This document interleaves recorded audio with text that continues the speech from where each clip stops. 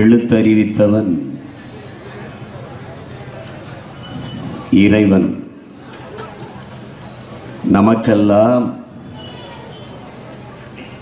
எழுத்தறிவித்த இறைவன் நமது ஐயா பெருந்தலைவர் காமராஜர் அவர்களினுடைய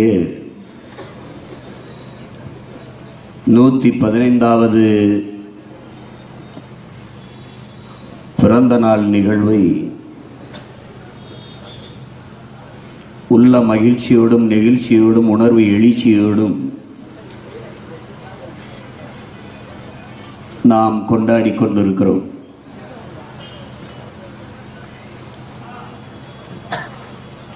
அம்பத்தூரில் நடக்கிற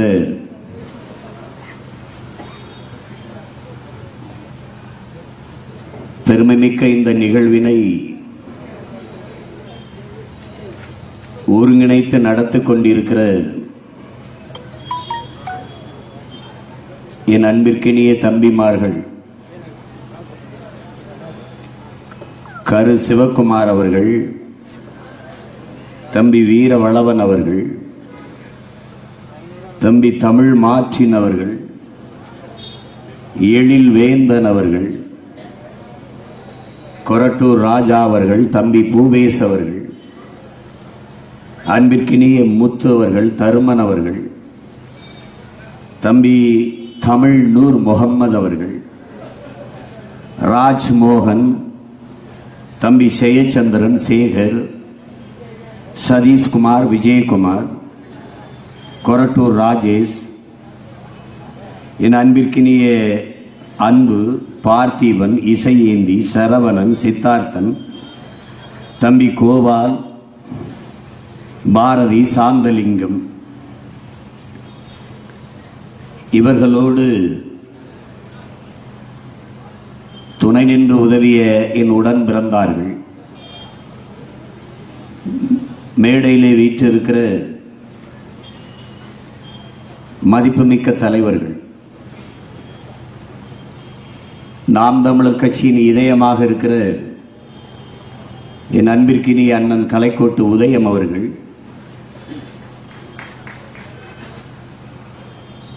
நீண்ட நெடிய காலமாக தமிழ் தேசிய அரசியல் தளத்தில் களப்பணி ஆற்றி வருகிற என் அன்பிற்கினிய அண்ணன் வியனரசு அவர்கள், அன்பு தென்னரசன் அவர்கள், என் அன்பிற்கும் பாசத்திற்கும் உரிய அண்ணன் கதிர் ராஜேந்திரன் அவர்கள், என் ஆறுயிர் இளவல் முத்து ரமேஷ் அவர்கள், எங்கள் அருமை அம்மான் மரத்தமிழ் வேந்தன் அவர்கள், உணர்வு எழுச்சியோடு ஒரு சேரக்கூடி அமர்ந்திருக்கிற என் அருமை சொந்தங்கள், உங்கள் அனைவருக்கும் என் அன்பு நிறைந்த வணக்கம்.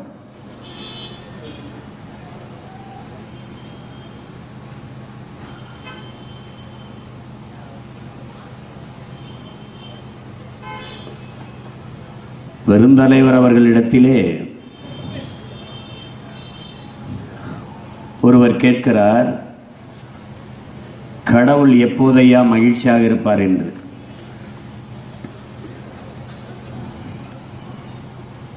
ஒரு கோயிலை கட்டி திறந்தால் இந்துக்கள் மகிழ்ச்சியாக இருப்பார். ஒரு பள்ளிவாசலை கட்டி அதை திறந்தால் இஸ்லாமியர்கள் மகிழ்ச்சியாக இருப்பார்கள். ஒரு தேவாலயத்தை கட்டி அதை திறந்தால் கிறிஸ்தவர்கள் மகிழ்ச்சியாக இருப்பார்கள். ஒரு பள்ளிக்கூடத்தை கட்டி அதை திறந்தால் கடவுள் மகிழ்ச்சியாக இருப்பார் என்று சொல்கிறார்.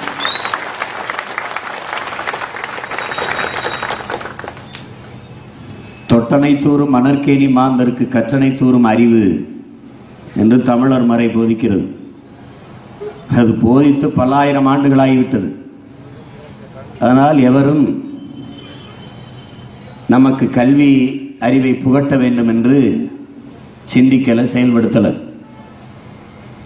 பிச்சை புகினும் கற்கை நன்றே என்று அறிவு மூதாட்டி அவை பாடினார். ஆனால் யாரும் இந்த இன மக்களுக்கு அறிவை புகட்ட வேண்டும் என்று நினைக்கல.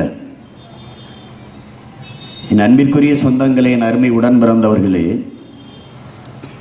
கல்லறை கட்டினான் ஒரு பாட்டன், அவன் கல்லூரி கட்டி நம்மை படிக்க வைக்கல.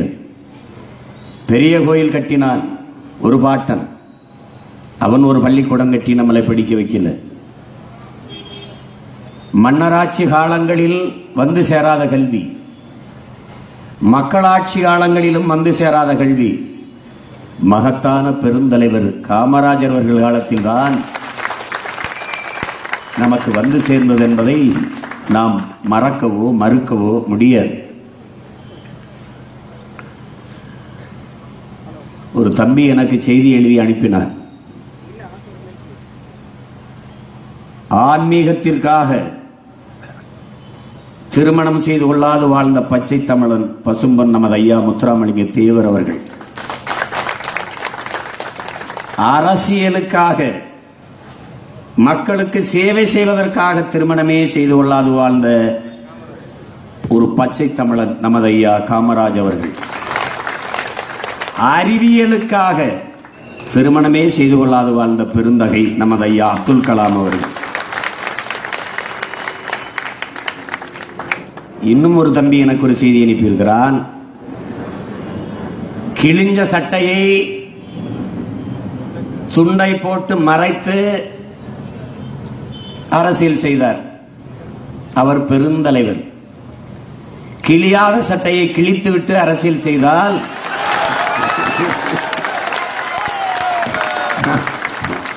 அவன் செயல் தலைவர்.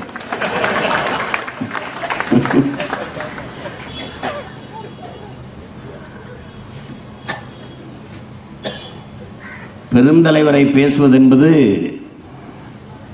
ஒரு நன்றி கடன்.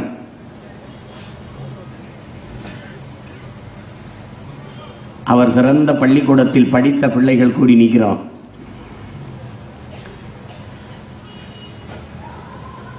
அவரை நினைவு கூறுறோம் நன்றியோடு. ஆனா அவர் படிக்கல.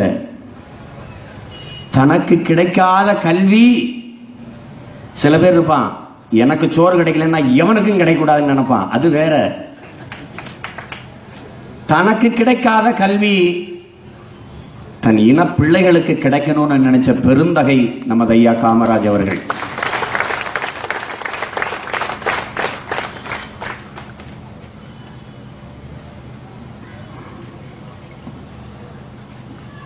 பேசிட்டு இருக்கும்போது ஒரு பிள்ளை மயங்கி விழுந்துடுறான். என்னன்னு கேட்கிறாரு. சாப்பிடலவன் முதலமைச்சர் வராருன்னு சீக்கிரம் கூட்டி வந்து விட்டாங்க. சாப்பிடாம பசியோடு பிள்ளை நின்னா அவன் மனசுக்குள்ள எப்படி பாடம் பதியும்னு யோசிக்கிறாரு.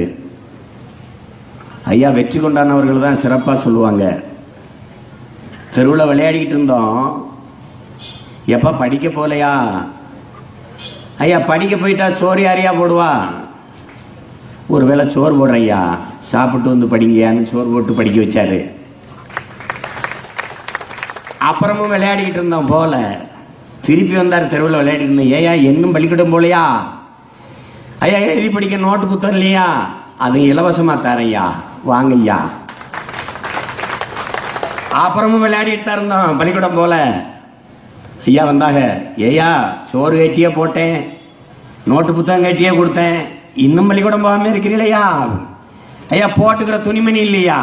அதுவும் தாரையா, வாயா என்று இலவசமாக சீருடை. ஒரு தடவை ஒரு பள்ளிக்கூடத்துக்கு சீருடை வழங்குற விழா. ஒரே மாதிரி உடை கொடுக்கணும்னு நினைக்கிறாரு. படிக்கிற பிள்ளைகள் மனதில் ஏழை பணக்காரன், உயர்ந்தவன் தாழ்ந்தவன் என்ற பாகுபாடு பதிஞ்சிடக்கூடாதுன்னு நினைக்கிறாரு.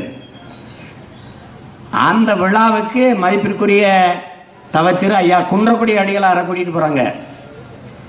வழியில போயிட்டே இருக்கும்போது இந்த காமராஜ் தேவையில்லாம சீருடை ஈருடைன்னு இதெல்லாம் அவர் நினைக்கிறாரு. அவரே சொல்றாரு, நான் நினைச்சேன் அப்படின்னு.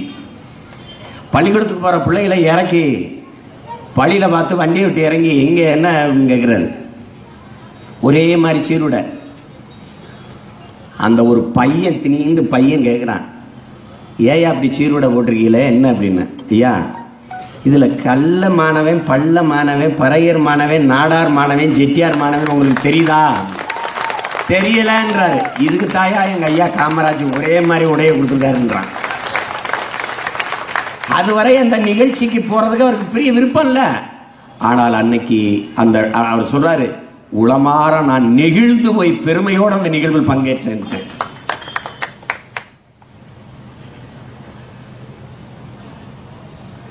ஒரு ரெண்டு நிகழ்வு அல்ல,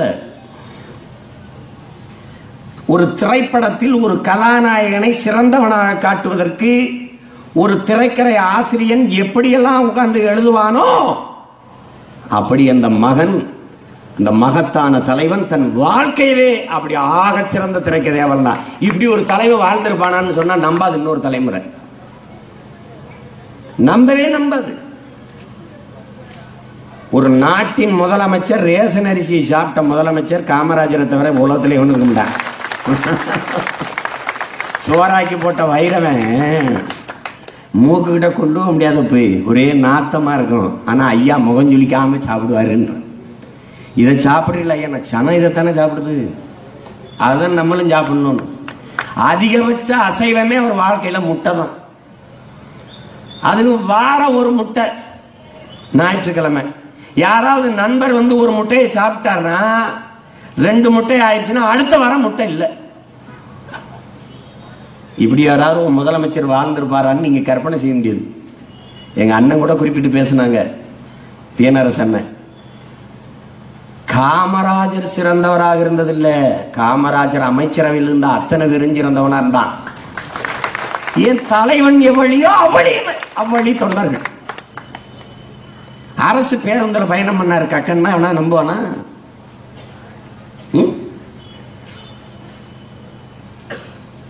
ஒவ்வொரு முடிவையும் இன்னைக்கெல்லாம் இருக்கிற முதலமைச்சர்கள் ஒரு கோரிக்கையை முன் வச்சு போராடுற மக்களை சந்திக்கிற துணிவு இருக்கிற ஒரு முதலமைச்சரை காட்டு பார்ப்போம். போராடுகிற மக்களை நேருக்கு சந்திச்சு என்ன உன் பிரச்சனைன்னு கேட்ட ஒரே தலைவன் பெருந்தலைவர் காமராஜ் அவர்கள் தான். இதிகாசத்துல படிக்கிறோம், பரதன் அண்ணனுக்காக, அண்ணன் வரும்போது அண்ணனுக்காக பதவியை துறந்தாருன்னு. இலக்கியத்தில் படிக்கிறோம், சிலப்பதிகாரம் இயற்றிய இளங்கோவடிகள், இளங்கோவன் தன்னுடைய பதவியை துறந்துட்டு போயிட்டாருன்ட்டு. பதவிக்காக அலைகிற பல பரதேசிகளை பார்க்கிறோம்.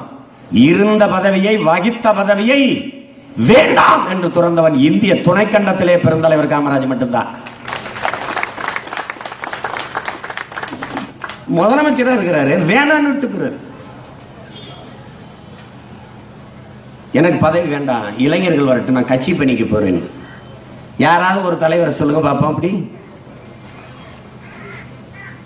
இன்னைக்கு திமுக சொல்லுது, ஐயா செயல் தலைவர் பேசுறாங்க, காமராஜரை திமுக பெரிய அளவிற்கு பெருமைப்படுத்தி விட்டது.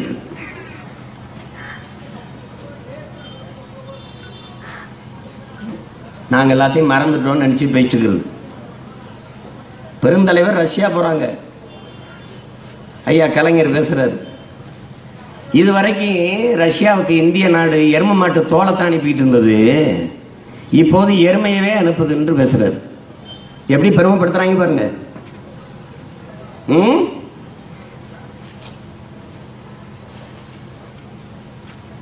கேவலப்படுத்தினார்கள். வாடகை வீட்டில் குடியிருக்கிறாரு, அந்த வாடகை வீட்டை படம் எடுத்து ஏழை பங்காளன் வாழுகிற வீட்டை பாருங்கள் என்று காட்டியவங்க. இன்னும் மானம் கட்டு போய் அந்த கட்சியிலையும் தமிழர்கள் பல பேர் இருக்கிறான், பச்சை தமிழன் பல பேர். காமராஜருங்கிற பெருந்தலைவனை எரிக்க, உயிரோடு எரிக்க வந்த கட்சியில ஒரு கூட்டம், கருவாடு விற்கிற சிவகாமியினுடைய சீமந்த புத்திரர் காமராஜர் என்று பேசிய திமுக ஒரு கூட்டம். இதெல்லாம் மறந்துட்டு போயிடுவோம்னு நினைச்சுக்கிட்டு இருக்காங்க எல்லாரும்.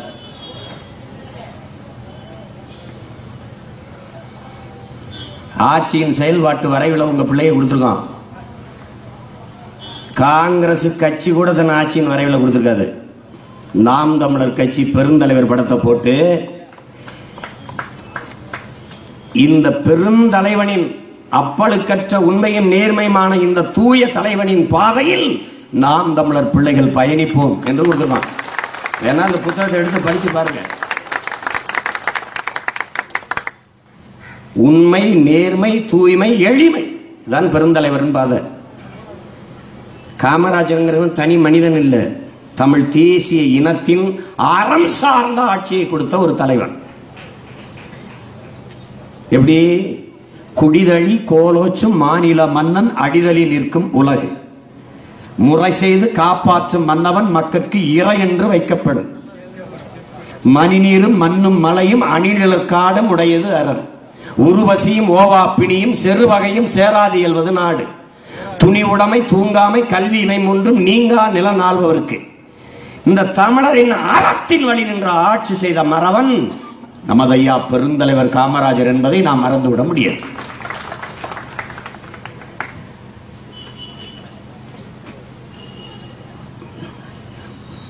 பள்ளிக்கூடத்துக்கு பிள்ளைகள் பசியோட வந்து எப்படி படிக்கும்? அப்ப யோசிக்கிறாங்க, ஐயா மதியம் ஒரு உணவு போடலாம், ஒரு வேளை சோறு போட்டா பிள்ளைய சாப்பிட்டு படிக்குங்க தெம்பான்னு. அதுக்கு பொருளாதாரம் இல்லை, பணம் இல்லை. அதிகாரிகள் என்ன சொல்றாங்க? அவ்வளவு காசு இல்லைங்கய்யா. அப்ப ஐயா சொல்றாங்க, இருக்கிற வரைக்கும் போடுங்கன்னு. இல்லைன்னா சொல்லுங்க, நான் மடியேந்தி ஊர் ஊரா மக்கள்கிட்ட பிச்சை எடுத்து கொண்டாரேன், நம்ம பிள்ளைகளை படிக்க வச்சிருவோம், நம்ம பிள்ளைகள் படிச்சுட்டா இந்த நாட்டை காப்பாற்ற மாட்டாங்களா என்று சொல்ற. பிச்சை முகினும் கற்கை நன்றே என்ற வார்த்தைக்கு இணங்க பிச்சை எடுத்தேனும் தன் நாட்டு மக்களை படிக்க வைத்து விட வேண்டும் என்று நினைத்த ஒரு தலைவன் இந்த நாட்டில் பெருந்தலைவர் காமராஜ் தான். தெருவுக்கு தெருவு குடிப்பாகங்களை திறந்து குடிக்க வைத்த கூட்டத்துக்கு இடையில தெருவுக்கு தெரு பள்ளிக்கூடங்களை திறந்து படிக்க வைத்த மேதை நமது ஐயா காமராஜ் என்பதை நாம் மறந்துவிடக்கூடாது. இன்னைக்கு ஐயா அப்துல் கலாம நம்ம பேசுறோம். அவரு கண்டுபிடிச்ச அணுகுண்ட வெடிச்சுதான் இந்தியா வல்லரசுன்னு பீத்திக்கிட்டு இருக்குது. ஆனா அப்துல் கலாமே படிக்காத காமராஜர் இருந்த பள்ளிக்கூடத்தில் படிச்சவர் என்பதை நம்ம நினைவு வச்சுக்கணும்.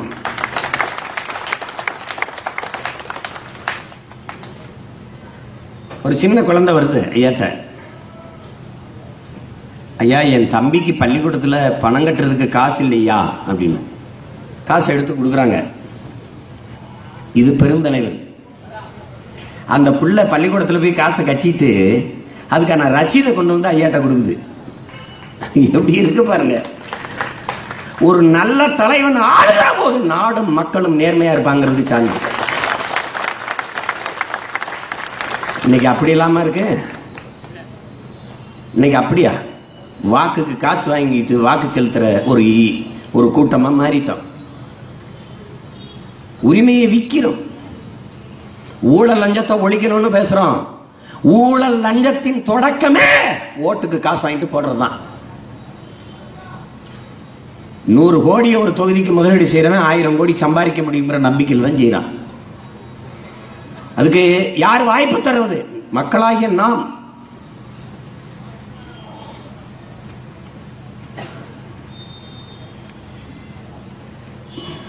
இன்னைக்கு எல்லாம் பேசுறோம். கீபால ஒரு பள்ளிக்கூடம் தனியாற்ற இல்ல, ஒரு மருத்துவமனை தனியாற்ற இல்ல. யார்கிட்ட இருக்கு? அரசுகிட்ட இருக்கு. நமக்கு ஒரு பள்ளிக்கூடம் அரசுகிட்ட இல்ல, ஒரு மருத்துவமனை அரசுகிட்ட இல்ல. எல்லாம் யார்கிட்ட இருக்கு? தனியாற்ற இருக்கு. பெருந்தலைவர் ஆட்சியில இப்படி எல்லாம் தனியார் மயமா இருந்துச்சா? கோவையில இருந்து ஒரு 4 பேர் ஐயாவை பார்க்க வராங்க. என்னன்னு கேக்குறாங்க. மருத்துவ கல்லூரி கட்டலான்னு இருக்கோம், நாங்க 20 லட்சம் ரூபாய் போடுறோம் 4 பேரும் சேர்ந்து. அரசு ஒரு 80 லட்சம் ரூபாய் கொடுத்ததுன்னா நாங்க மருத்துவ கல்லூரி கட்டிடுவோம் அப்படின்னு. இப்ப கல்லூரி கட்டி வியாபாரம் பார்க்கலான்னு முடிவு பண்ணிட்டிய. எப்படி கேட்கிறாரு பாருங்க வியாபாரம். இதுக்கு எதுக்கு இவ்வளவு தூரம் வந்திய? ஒரு கடிதத்தில் எழுதி போட்டிருந்தா நானும் முடியாதுன்னு ஒரு பதில் கடிதம் எழுதி போட்டு வேற வேலையை போட்டு. கல்வி தனியார் மயமாவதை எதிர்க்கிறார். அறிவும் உயிரும் வியாபார பொருள் அல்ல. ஒரு படிக்காத மேதை.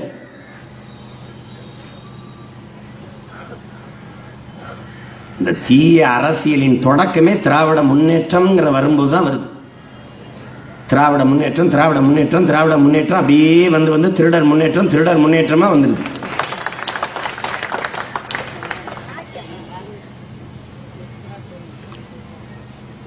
எப்படி இருக்கு பாருங்க. முதலமைச்சரா ஐயா ஒரு பிள்ளைய கூட்டிட்டு வர்றாரு. அவங்க அப்பன் முதலமைச்சருக்கு மற்ற அமைச்சர்களுக்கெல்லாம் 5 சீட் இருக்கான், முதலமைச்சருக்கு கூட கூட இருக்கும். அதனால உங்களை பார்த்து பிள்ளைக்கு ஒரு சீட் வாங்கிட்டு போலாம்னு வந்தோம் அப்படின்னு.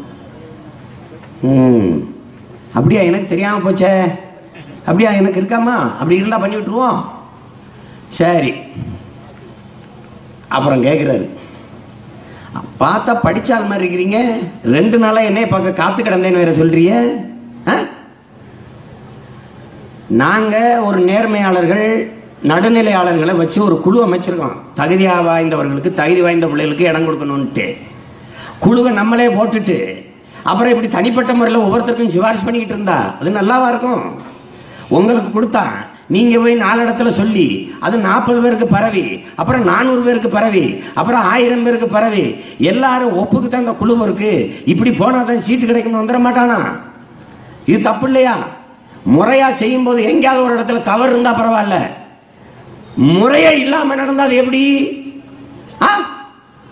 ஒரு தலைவன் கேட்கிறாரு பாருங்க, அது எப்படி? ஏன் உயர் நீதிமன்றம் இருக்கு, உச்ச நீதிமன்றம் இருக்கு, அமிர்தான் நீதியா? அதுக்கப்புறம் மனசாட்சின்னு ஒண்ணு இல்லையா? அது இருக்குல்ல, மனசாட்சி படி நடக்கணும். இது தப்பு, கிளம்புங்க. இன்னைக்கெல்லாம் அப்படி இருக்கா? போட்டுருவோம், எம்பிட்டு கொடுப்பிய? வெளியில 90 லட்சம், நமக்கு ஒரு 50 கொடுங்க. அது இப்ப இருக்கிற ஆட்சிக்கு கார்டன் ரேட்டுன்னு ஒண்ணு வச்சிருக்காங்க. கார்டன் ரேட்டு ஒரு கால கொடுமை. முதலமைச்சரா ஐயா இருக்கும்போது 10 சீட்டு மருத்துவ சீட்டு, 10 இடம், 100 பேர் விண்ணப்பிச்சிருக்கான். 100 கோப்புகள் அப்படி போடுறாங்க. கட்சி என்ன கொடுக்குறாங்க? ஐயா 10 இடம் தான் இருக்கு, 100 பேர் விண்ணப்பிச்சிருக்காங்க, இதுல 10 பேரை நீங்க தேர்வு பண்ணுங்கன்ட்டு பெருந்தலைவர்கிட்ட முன்னாடி உட்கார்ந்துருக்கலாம். என்ன நினைக்கிறான்? காமராஜ் சாதிக்காரனா பார்த்து போட்டுருவாரு, காமராஜ் காங்கிரஸ்காரனா பார்த்து போட்டுருவாரு, கட்சிக்காரனா பார்த்துட்டு டக்குன்னு புரட்டிட்டு 5 நிமிஷத்துல டக்கு டக்குன்னு கோடை போட்டு இந்த அவனை கொடுத்துருன்னு போயிட்டாரு. வண்டியில உட்கார்ந்தவனே, என்னங்க 100 இது டக்குன்னு 5 நிமிஷத்துல முடிச்சு விட்டீங்களே, யாருக்கையா கொடுத்தியா அப்படின்னு ஏதோ புரட்டிக்கிட்டே வந்தேன். அப்பன் பேர் இருக்க 10 பேர் கைரேகை வச்சிருந்தான். எப்படி பாரு, 10 பேர் கைரேகை வச்சிருந்தாங்களே, 10 பேரு படிக்காத அப்பன், பாமர தகப்பன், அவன் வீட்டுல தான் கல்வி விளக்கை ஏற்றி வைக்கணும். அதனால அவனுக்கு கொடுத்தான் 10 சீட்டு. இன்னைக்கு இருக்க முதலமைச்சர் 10 சீட்டை ஒரு குறைஞ்சது ஒரு 10 கோடிக்கு வித்துட்டு போயிருவேன். பாதுகாப்பு இல்லாம ஒரு முதலமைச்சரை வெளியில வர சொல்லு. உன்னை தேர்ந்தெடுத்த மக்களை சந்திக்கிறதுக்கே எலிப்பட பூனைப்பட இசட்டு பிச்சு ஒய் பிரிவுலாம் தேவைப்படுது. அப்படியே தெருவில் போயிட்டு இருக்காரு, ஒயிங் ஒயிங் ஒயிங் ஒயிங் ஒயிங் ஒயின்னு ஒரு சைலன் வச்சு ஒரு வண்டி போயிட்டு இருக்கு. தேவன் நிப்பாட சொல்லு, இங்க வா, செத்தா போயிட்டு சங்குதிட்டு போறாங்கிறது. இங்க பாப்பா, நான் செத்தா போனேன், எதுக்கு சங்குதிட்டு போற, என்ன உன் பிரச்சனை என்ன? ஐயா பாதுகாப்பு. ஏய், சொந்த நாட்டுக்குள்ள போறேன், பாகிஸ்தானுக்குள்ளே போயிட்டு இருக்கேன், சண்டமா பெட்ரோல் செலவு, போய் வண்டியை போய் ஸ்டேஷன்ல தப்பா போப்பா. இப்படிப்பட்ட தலைவர் எங்க பார்த்திருக்கீங்களா? சுந்தரம்னு ஒருத்தர், அவர் ஐயாட்ட கேட்கிறார், ஐயா நம்ம நிறைய மக்களுக்கு சேவை செஞ்சிருக்கோம், அதெல்லாம் ஒரு படமா எடுத்து செய்தியா போட்டு விடுவோம்யா, அப்பதான் மக்கள் நமக்கு நல்ல ஓட்டு போடுவாங்க. கேட்கிறாரு, என்ன செஞ்சிருக்கோம் அப்படின்னு கேட்கிறார். பள்ளிக்கூடம் திறந்திருக்கோம், அதுல யார் படிக்கிறா? பிள்ளைய. படிக்கிற பிள்ளைக்கு தெரியுமில நம்ம தான் திறந்தோம்னு. அப்புறம் என்ன பண்ணிருக்கோம்? ரோடு போட்டிருக்கோம், ரோட்ல யார் நடக்கிறா? மக்கள். நடக்கிற மக்களுக்கு தெரியாத நம்ம தான் போட்டோம்னு. இதுக்கு படமா வேற எடுத்து காட்ட போறியா? எம்பிட்டு காசு செலவாகும்? 2 லட்சம். அட சண்டாளா, எந்திரிச்சு போ, நான் 2 பள்ளிக்கூடம் கட்டி பிள்ளைகளை படிக்க வச்சு விட்டுருவேன், போ கிளம்பு கிளம்பு. இவங்க ஓராண்டு காலத்தில் 100 ஆண்டு சாதனை என்று 1000 கோடிக்கு செலவு. அம்மாவின் பிறந்த நாளைக்கு 69 லட்சம் மரக்கன்றுகள் எங்க நட்டாங்கன்னு யாரும் கேட்கக்கூடாது. அதுக்கு விளம்பரம் முழு பக்கத்துல, அந்த செய்தி தாள்ல மரம் இருக்கு பாரு, அதை பார்த்துட்டு விட்டுறணும். தெருவில் நடமாட்டாங்க. எதற்கு இதெல்லாம் பேசுறோம்? அவரை புகழ்வதற்கல்ல, அவர் வழியில் பயணித்து ஒரு தன்னலமற்ற பண்பாளர், பெரிய பண்பாளர். முதலமைச்சர் வேட்பாளரா ஐயாவை எதிர்த்து சி சுப்பிரமணியன் நிற்கிறாரு. ஆனா ஐயா வென்றாங்க. வென்றிட்ட பிறகு ஆட்சி அமைக்கும் போது தன்னை எதிர்த்து நின்ற சி சுப்பிரமணியத்தை கூப்பிட்டு கல்வி அமைச்சராகிறது. உலக வரலாற்றில் ஒரு தலைவன் கிடையாது. நல்லா கவனிச்சுக்கணும். கேட்கிறாங்க, என்னையா சி சுப்பிரமணியன், ஏய் அதையும் அதை பாக்குற, அவர் நிர்வாகம் சரியா இருந்ததுல அதானே நமக்கு வேணும், அதனாலதான் அவரை போடுறோம்ன்றார். அது ரொம்ப முக்கியம். பேரறிஞர் அண்ணா எதிர்கட்சி, அமெரிக்க அதிபர் நிக்சன், பேரறிஞர் அண்ணா அங்க போயிருக்கும் போது நிக்சனை சந்திக்க விரும்புறாங்க, நிக்சன் அனுமதி தரல. இந்தியாவுக்கு வரும்போது அந்த நிக்சன் பேரறிஞர் பெருந்தலைவரை சந்திக்க விரும்புறாங்க, பெருந்தலைவர் சந்திக்க மறுத்துறாரு. அமெரிக்க அதிபரியா இருக்கட்டும்னே, என்னையா பார்க்க மாட்டீங்க, ஏன் பார்க்கணும்? நம்ம அண்ணாதுரை அமெரிக்கா போகும்போது எப்படி எதிர்கட்சி தலைவர் தன்னை அனுதினமும் எதிர்த்து பேசுகிற ஒரு தலைவரை அமெரிக்க அதிபர் நிக்சன் சந்திக்கல. அதுக்கு என்ன சொல்ற, நம்ம அண்ணாதுரை அமெரிக்கா போகும்போது அவரை சந்திக்க விரும்பல, சந்திக்கல நிக்சன். அந்த நிக்சனை நான் ஏன் சந்திக்கணுங்கிறாரு. எப்படி இருக்கு பாருங்க. மத்தவன் இன்னைக்கு இருக்கிற வம்படியா போய் அவரை சந்திப்பான். ஏன்னா அண்ணாதுரைக்கு வெறுப்பு வரட்டும். மனித மாண்பு, மனித மாண்பு ஒன்னு ரெண்டு கிடையாது.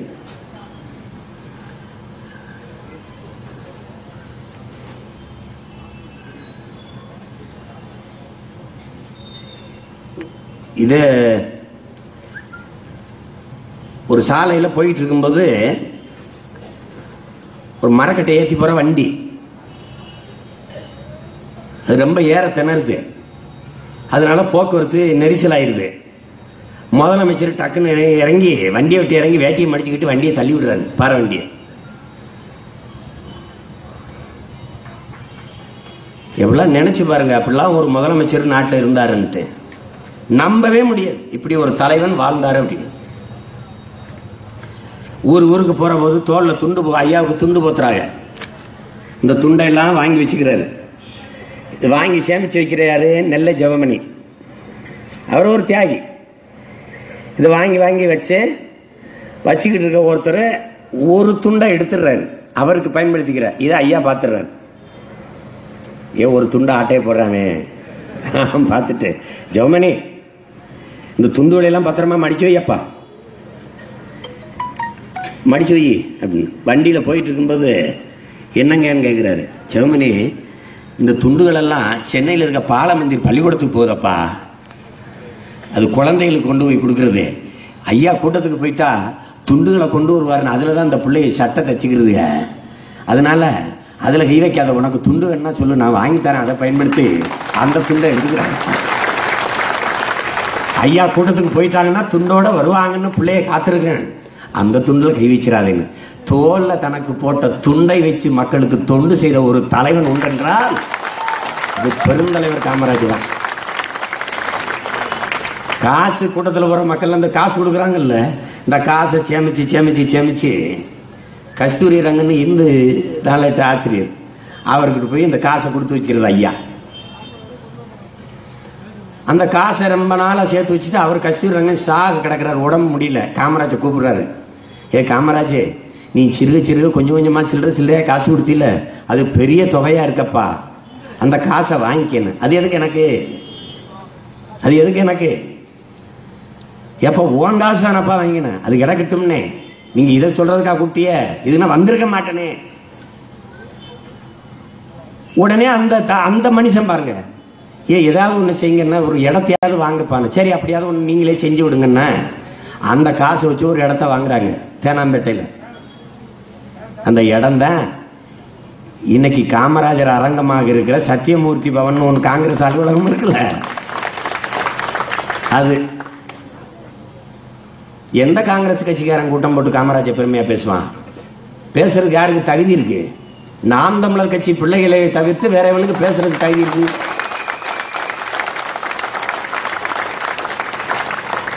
காமராஜனா எளிமை, நேர்மை, உண்மை, தூய்மை. அது இன்னைக்கு இருக்கு, எவன்டையும் கிடையாது, எவன்டையும் கிடையாது. அம்மையார் ஜெயலலிதா பத்திரிக்கையா, நீங்க வேணா போய் குடியரசு சுதந்திர தினத்து உரையை, ஜெயலலிதாவுடைய உரைகளை எடுத்து தட்டி பாருங்க. நான் சொல்றேன்னு நினைக்காதீங்க, எடுத்து பாருங்க. ஒரு இடத்துல கூட பெருந்தலைவர் காமராஜர் பேரை உச்சரிக்கிறது. விடுதலை போராட்ட, இந்திய சுதந்திரத்திற்கு விடுதலைக்கு போராடி பல ஆண்டுகள் சிறையில் இருந்த ஒரு மகத்தான தலைவனின் பெயரை உச்சரிக்க மாட்டார் ஜெயலலிதா.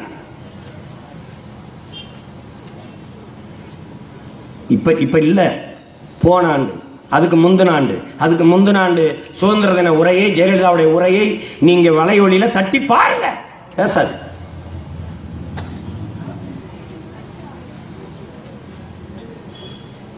எப்படி இருக்கு பாருங்க இவங்களெல்லாம்.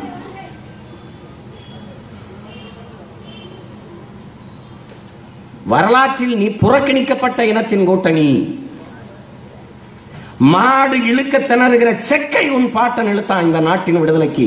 வஉசி அவனுக்கு எத்தனை இடத்துல சிலை இருக்குன்னு நீங்க அர்ப்பணம் பண்ணு. வஉசி கப்பல் வாங்கணும்ன்றாரு. 1,00,000 ரூபாயை வள்ளல் பாண்டித்துரை தேவர் நமது பாட்டன் வஉசி கொடுக்குறாரு. அந்த பாண்டித்துரை தேவருக்கு சிலை எங்க இருக்குன்னு பாரு. அயோத்திதாச பண்டிதர், ரெட்டமலை சீனிவாசன், சங்கரலிங்கனார், மறைமலை அடிகள், அண்ணல் தங்கோ, கியாபே விஸ்வநாதம், திருவிக்கா, யாருக்காவது உன் முன்னோர்கள், உன் இனத்தின் பெருமை மிக்க முன்னோர்களுக்கு எங்க சிலை இருக்கு, எங்க அடையாளம் இருக்குன்னு பாரு.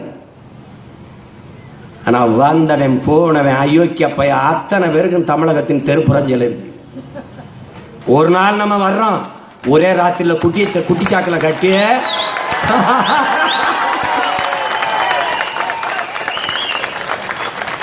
ஒரே ராத்திரியில குட்டிச்சாக்கில கட்டி எல்லா சிலையும் தூக்கிறோம். இங்க ஒரு சிலை இருந்துச்சு காணா, அந்த இடத்துல வஉசி சிலை, அந்த இடத்துல பெருந்தலைவருக்கு சிலை, அந்த இடத்துல முத்துராமலிங்க தேவருக்கு சிலை, அந்த இடத்துல தீரன் சின்னமலைக்கு சிலை, மருதுபாண்டிக்கு சிலை, அங்க எல்லாருக்கும் சிலை வச்சிடும். இங்க அந்த சிலை இருந்தது, அதை தூக்கிட்டு இந்த சிலை தான் இருந்திருக்கணும். அந்த சிலை இல்லாம அந்த சிலை இருந்துச்சு, இப்ப இந்த சிலை வருது.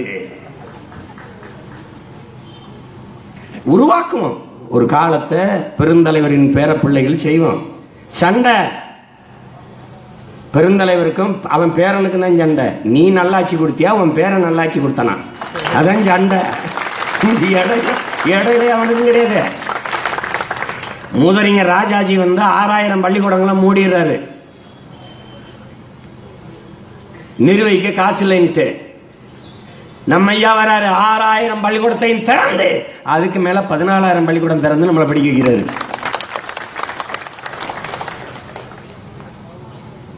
நாம செய்கிறோம், போட்டி போடுறோம். அவர் காலத்துல தொழில்துறை வளர்ச்சி அடைந்தது, அவர் வெட்டினதான் ஏரி, அவர் கட்டினதான் அணை. இவங்க பல பொண்டாட்டி கட்டினதான் இவங்க சாதனை. இவங்க அணை ஒரு இடம் கட்டல, இவங்க ஒண்ணுங்க இல்லை. ஐயா சத்தியமூர்த்தி அவர்கள் காலத்தில் கட்டினதுதான் புழல் ஏரின்றான். அப்படின்னா பாத்துக்க, நம்ம பாட்டன் கடலூர்ல வீரநாராயணன் ஏரின்னு ஒரு 16 கிலோமீட்டருக்கு வெட்டிட்டான் அரசேந்திர சோழன். நீங்க ஏரி வெட்டவனா, அந்த ஏரியை தூர்வாரி பராமரிக்கல. இன்னைக்கு ஐயா ஸ்டாலின் ஏதோ 100 நாள் வேலை திட்டத்தில் சேர்ந்து கொஞ்சம் வாரிக்கிட்டு இருக்காரு. வரும் வரும் வரும்னு இப்ப தூர்வாருவாங்க, ஆட்சிக்கு வந்தா பணத்தை வருவாங்க. பழக்காதான் ஏரியை குளத்தை தூர்வாரி தண்ணி ஓடி சேர்ற நீர் தாரைகளை ஆக்கிரமிச்சது யாரு? எப்படி ஏரிகளே மழை துளி விழுந்து நிறைஞ்சிருமா? அதுக்கு ஓடி போய் நீர் சேரவருக்கு நீர் தாரைகளை எல்லாம் ஆக்கிரமிச்சு கட்டிட்டு அப்புறம் ஏரியை தூர்வாருன்னா ஆட்சியில் இருக்கும்போது என்ன பண்ணீங்க? இந்த 5 ஆண்டுல தான் ஜெயலலிதா ஆட்சியில தான் தூந்துருச்சா? 50 ஆண்டுகள் 100 ஆண்டுகளுக்கு மேல தூந்து கிடக்கு. அவர்கள் ஆட்சியின் முறை. பேச்சுக்கு பேச்சு பெருந்தலைவர். இப்ப முன்ன எப்பவும் இல்லாம எல்லா கட்சியிலும் பெருந்தலைவர் காமராஜர் விழாவுக்கு முட்டாய் கொடுங்க, ஊர் ஊரா போய் கொண்டாடுங்க. ஏன் கிளம்பி வராங்க நாம் தமிழர் கட்சிக்காரங்க, வேகமா ஏறி போறாங்க. பெருமை மிக்க தன் இன முன்னோர்களை எல்லாம் போற்றி கொண்டாடுகிறார்கள். காமராஜரை நாடார் என்கிற சாதிக்கு சொந்தக்காரர் அல்ல பெயர்க்கிறான் சீமா. பூலித்தேவன் தேவருக்கு சம குறியீடு அல்ல, 13 கோடி தேசிய இனத்தின் பெருமை மிக்க அடையாளம் என்று தூக்குறான். பயந்துறான், பயப்படுறான். பிஜேபி ஒரு கூட்டத்தை போட்டு பெருந்தலைவரை பேச்சல்ல பார்ப்போம், பேச்சல்ல. மக்களுக்கு எதிரான ஒரு திட்டத்தை நிறைவேற்றினார் எங்க ஐயான்னு ஒண்ணு காட்டுறா பாப்போம். அவரை படிக்கலைங்கிறான். அவருக்கு எல்லாம் தெரியும், ஹிந்தி தெரியும், இங்கிலீஷ் தெரியும், எல்லாம் தெரியும். சாகும்போது தலைமாட்டில் ஹிட்லரோட மெயின் கேம்ப் புத்தகம் வச்சு படிச்சுட்டு இருந்திருக்காரு.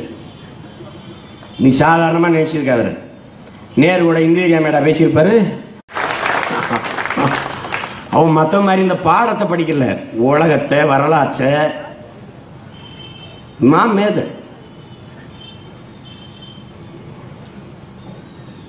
கவியரசு கண்ணதாசன் அவர்கள் ஒரு மேடையில் ஐயா வச்சு பேசிக்கும்போது இன்டெலிஜென்ஸ் அரகன்ஸ், இதுக்கு தமிழ் அர்த்தம் தெரியல, சரியான வார்த்தை இல்லைன்னு பேசுறாரு ஐயா கண்ணதாசன். கவி பேரரசு பேசுறாரு. ஏன் அதுக்கு தான் தமிழ்ல வார்த்தை இருக்குல்ல, அதிக பிரசங்கித்தனம்னு.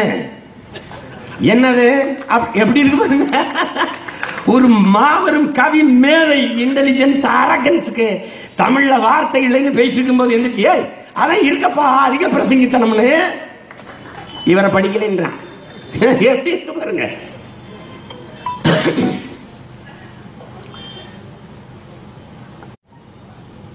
ஹேங் பண்ணனா தொங்க விடு, தூக்கல தொங்க விடு, தூக்கல போடு. ஐயா ஹேங் பண்ணாதீங்க, இன்ஸ்டால் பண்ணுங்க. படிக்கல அவரு. ஏன் அவரை போய் பெருந்தலைவரை போய் அவ்வளவு பெரிய தேச பிதாவை போய் தூக்கல போடுற, ஹேங் பண்ற, இன்ஸ்டால் பண்ணியா அப்படின்னு அந்த உத்தரவை திருத்தி எழுதுது ஒரு மேத. அரசியல்னா என்னங்கய்யா? இந்த மாதிரி பத்திரிகையாளர்லாம் வந்து கேட்குறாங்க, அரசியல்னா என்னங்கய்யான்னு. சனா தண்ணி இல்லைன்னு, தண்ணி வரலைன்னு குடத்தை வச்சு தெருவில் போராடிட்டு இருக்குது. ஜனங்கள் போராடிட்டு இருக்காங்க, அதை பார்க்க போய்கிட்டு இருக்கேன். இப்படிதான் அரசியல். எப்படி இவங்க அரசியல் தான் என்னன்னு கேளுங்க. போராடுகிற மக்களை சந்திக்க துணிவு இருக்கிற ஒரு தலைவன் உண்டா? வெள்ளம் வந்துச்சுன்னா வேட்டியை மடிச்சு கட்டிக்கிட்டு வெள்ளத்துல இறங்கி பார்த்த ஒரு தலைவன் காமராஜ் தான். இவங்க எல்லாம் என்ன தெரியுமா, ஹெலிகாப்டர்ல மேல கிட்டு போயிட்டு வெள்ளத்தை மேல இருந்து பார்த்தா எல்லாம் ஒரே மாதிரி தனியா தாண்டா தெரியும். இறங்கி பார்க்கணும்டா. இறங்கி பார்த்தா தான் எவ்வளவு ஆழம், எவ்வளவு குடிசை மூழ்கிருச்சு, எவ்வளவு ஆடு செத்து மிதக்குது, மாடு செத்து மிதக்குது, மனுஷன் எவ்வளவு தவிக்கிறேன் தெரியும். சோனியா காந்தி, அன்னை சோனியா காந்தி அவர்கள் வெள்ளத்தை பார்வையிட்ட போது ஐயா அம்மையார் ஜெயலலிதா அவர்கள் எல்லாமே மேல அப்படியே இறங்குடா. இறங்கி பார்த்த ஒரு தலைவன் காமராஜ் தான். இறங்கி பார்த்தாரு.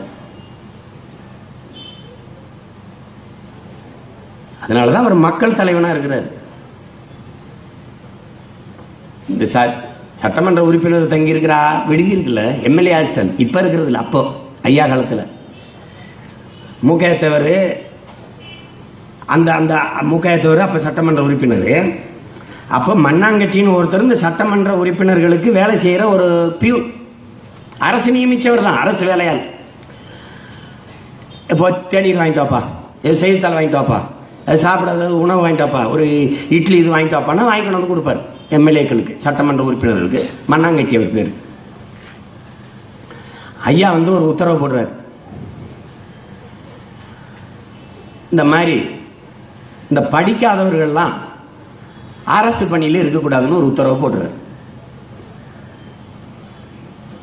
இப்ப மண்ணாங்கட்டி பதறி அழுகிறார், கதறிட்டார், ஐயோ நம்ம வேலை போயிடுச்சே அப்படின்னு. உடனே மூக்கையத்தவர் என்ன சொல்றாரு, போடுறா முதலமைச்சருக்கு. ஐயாவுக்கு போட்டாரு மண்ணாங்கட்டி. யாரோ எடுக்கிறாங்கன்னு நினைச்சு அவர் பேசிட்டாரு. இவர் என்ன சொல்றாரு, மூக்கையத்தவர் சொல்லி கொடுக்குறாரு, படிக்காதவர் முதலமைச்சராக இருக்கும்போது படிக்காதவன் பியூனா இருக்கக்கூடாதுன்னு கேள்றான். எப்படி இருக்கு பாருங்க. ஒன்னு இந்த இவர் எடுத்து மண்ணாங்கட்டி அடிச்சு டக்குன்னு எடுத்தோன்னே, ஏங்க படிக்காதவர் முதலமைச்சராக இருக்கும்போது படிக்காத நாங்க பியூனா இருக்கக்கூடாதா அப்படின்னு வச்சிருக்காரு. இப்ப இந்த என்ன பாக்குறாங்க, எம்எல்ஏ ஹாஸ்டல் வந்தோன்னே ஒரு அரை மணி நேரத்தில் சட்டமன்ற உறுப்பினர் தங்க விடுதிக்கு ஆள் தேடி வருது. இங்க யாருங்க மண்ணாங்கட்டின்னு, மண்ணாங்கட்டிக்கு ஈரக்குளம் மேலே ஏறி போலீஸ் வருது, அதிகாரிகள் வராங்க. உங்களை முதலமைச்சர் கூட்டி வர சொன்னார். உடனே இங்க பக்கத்தில் இருக்க மூக்கையை தவிர ஐயாவை பார்த்தா அவரு, நீ போயா ஐயா போயா, நான் பின்னாடி வரேன், போ போ. யார் எடுத்து? முதலமைச்சரே எடுத்துட்டார். ஐயோ போயா போயா, நீ முன்னாடி போ, நான் வாரேன். அங்க போன உடனே உட்கார்ந்து இருக்கிற ஒரு மனுஷன், முதலமைச்சர் வர்ற மண்ணாங்கட்டி பியூனை எந்திரிச்சு, வாங்க. ஒரு முதலமைச்சரை நினைச்சு பாரு, வாங்க வாங்க உட்கார் உட்கார். அப்படியே நான் தழுதலுக்க கண்ணு கலங்கி, ஒரு தப்பு பண்ணிட்டேன். உத்தரவில் சிஓவில் கவர்மெண்ட் ஆர்டரில் இனிமேல் படிக்காதவர்கள் அரசு பணிக்கு அப்படின்னு போட்டிருக்கணும். நான் தப்பு பண்ணிட்டேன். விசாரித்தேன். 2 பெண் குழந்தை எல்லாமே வேலையிலும் வீட்டில் 2-3 நாளாக சாப்பிடாம இருக்கிறாங்களாமே அப்படின்னு பியூனை கூப்பிட்டு, கூட இருக்க உதவியாளர் கூப்பிட்டு அவருக்கு சாப்பாடு வாங்கி கொடுங்க, சாப்பிட்டு கை செலவு காசு கொடுத்து இதை வீட்டில் இருக்கிறவங்களுக்கு சாப்பாடு வாங்கி கொடுங்க, உங்களுக்கு வேலை இருக்குது, வேலை கிடைச்சிருச்சு அப்படிங்கிற செய்தியை முதல்ல வீட்டுக்கு அழைச்சி சொல்லுங்க. சரியா? இந்த உத்தரவை நான் மாத்திக்கிறேன். இனிமேல் படிக்காதவர்கள் அரசு பணிக்கு வரக்கூடாதுன்னு மாத்திக்கிறேன். சரியா? போயிட்டு வாங்க. எப்படி இருக்கு பாரு. நீ இந்த ஒரு கனவுல கூட இப்படி ஒரு தலைவனை நீ ஆர்டர் பண்ணி கூட செய்ய முடியாது. ஆர்டர் பண்ணி செய்த பாரு, ஒரு நல்ல தலைவனை கொண்டாயா. ஒவ்வொன்றையும் படிக்கும்போது என்னையா இப்படி ஒரு ஆள் இருந்து காணணும். அவன் முட்டாளா, நம்மள இந்த பயில்கள் நம்மளதான் முட்டா பயிலா. எனக்கு கூட தோணும், ஒண்ணு இந்த கூட்டத்தில் நான் பிறந்து தப்பு, இல்ல என்னோட இவங்க பிறந்தது தப்பா இருக்கணும். 2ல ஏதோ ஒரு தவறு இருக்கு. என்ன பேசினாலும் காதல வாங்கிட்டு இந்த காதல விட்டுட்டு ரெட்டால உதவி ஓட்ட போட்டு போயிட்டு இருக்கிற நம்ம என்ன பண்ண முடியும்? எப்படி இருக்கு பாருங்க. இங்க பாருங்க, நேரு ஆகப்பெரிய தலைவர்ன்றாங்க. நேரு ஒரு தடவை ஐயா போய் நேருவை பார்க்கும்போது நேரு ரொம்ப வாட்டமா முகம்லாம் வாடி போய் சோர்வா உட்கார்ந்து இருக்கிறாரு. என்ன எப்பவும் இல்லாம ஏன் இவ்வளவு சோர்வா இருக்கீங்க, என்ன பிரச்சனை உங்களுக்கு அப்படின்னு ஐயா கேட்குறாங்க. நேரு, ஒன்றும் இல்லை காமராஜ், இந்த ராணுவ தளபதி இந்த திம்மையா பிரச்சனை பெரிய பிரச்சனையா இருக்கு. ராணுவ அமைச்சர் கிருஷ்ணமேனன் பேச்ச அவர் சுத்தமா கேட்க மாட்டுறாரு, என்ன சொன்னாலும் ஒத்துக்கிற மாட்டுறாரு. அவரை வச்சுக்கிட்டு எப்படி சமாளிக்கிறதுன்னு தெரியல காமராஜ். அதான் பெரிய மன வழியா 2 மாசமா எனக்கு பெரிய மன உளைச்சலா இருக்குன்றது. இப்போ இவ்வளவுதானே, இது என்ன பெரிய விஷயம்ன்றேன்.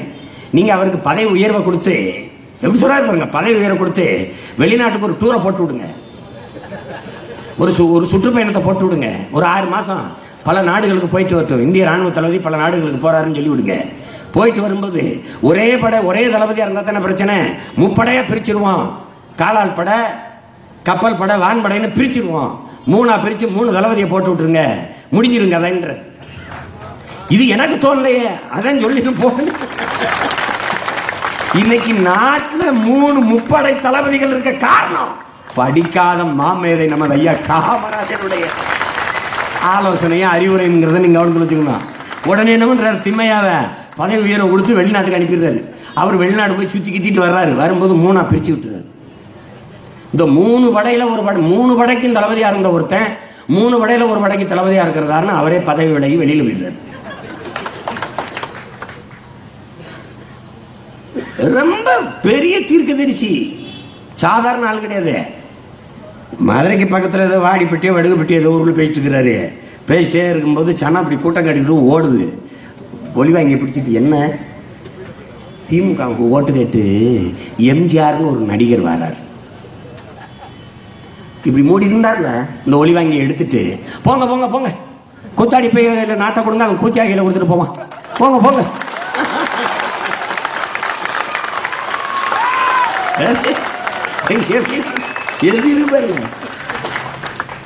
அவருக்கு தெரியும், ஆனாலும் அவருக்கு தெரியும் தன் பேர பிள்ளைகள் வந்து அழிவின் விளிம்பில் நிற்கிற அன்னை தமிழ் சமூகத்தை தூக்கி நிறுத்துவான்.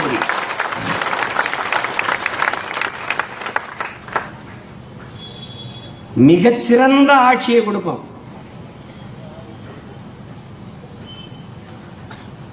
ரொம்ப நாளா கறிகறின்னு கத்திட்டு இருந்தேன் ஒரு கூட்டத்தில். கறிகறின்னு பேசினாங்க, இப்ப வரி வரின்னு கத்திட்டு இருக்காங்க. நேற்று தந்தி தொலைக்காட்சியில் பேசினேன் நான் மக்கள் மன்றத்தில். இந்த வாரத்தில் வரும் ஞாயிற்றுக்கிழமை எங்க ஐயா எச் ராஜா கிட்ட கேள்வியா கேட்டேன்.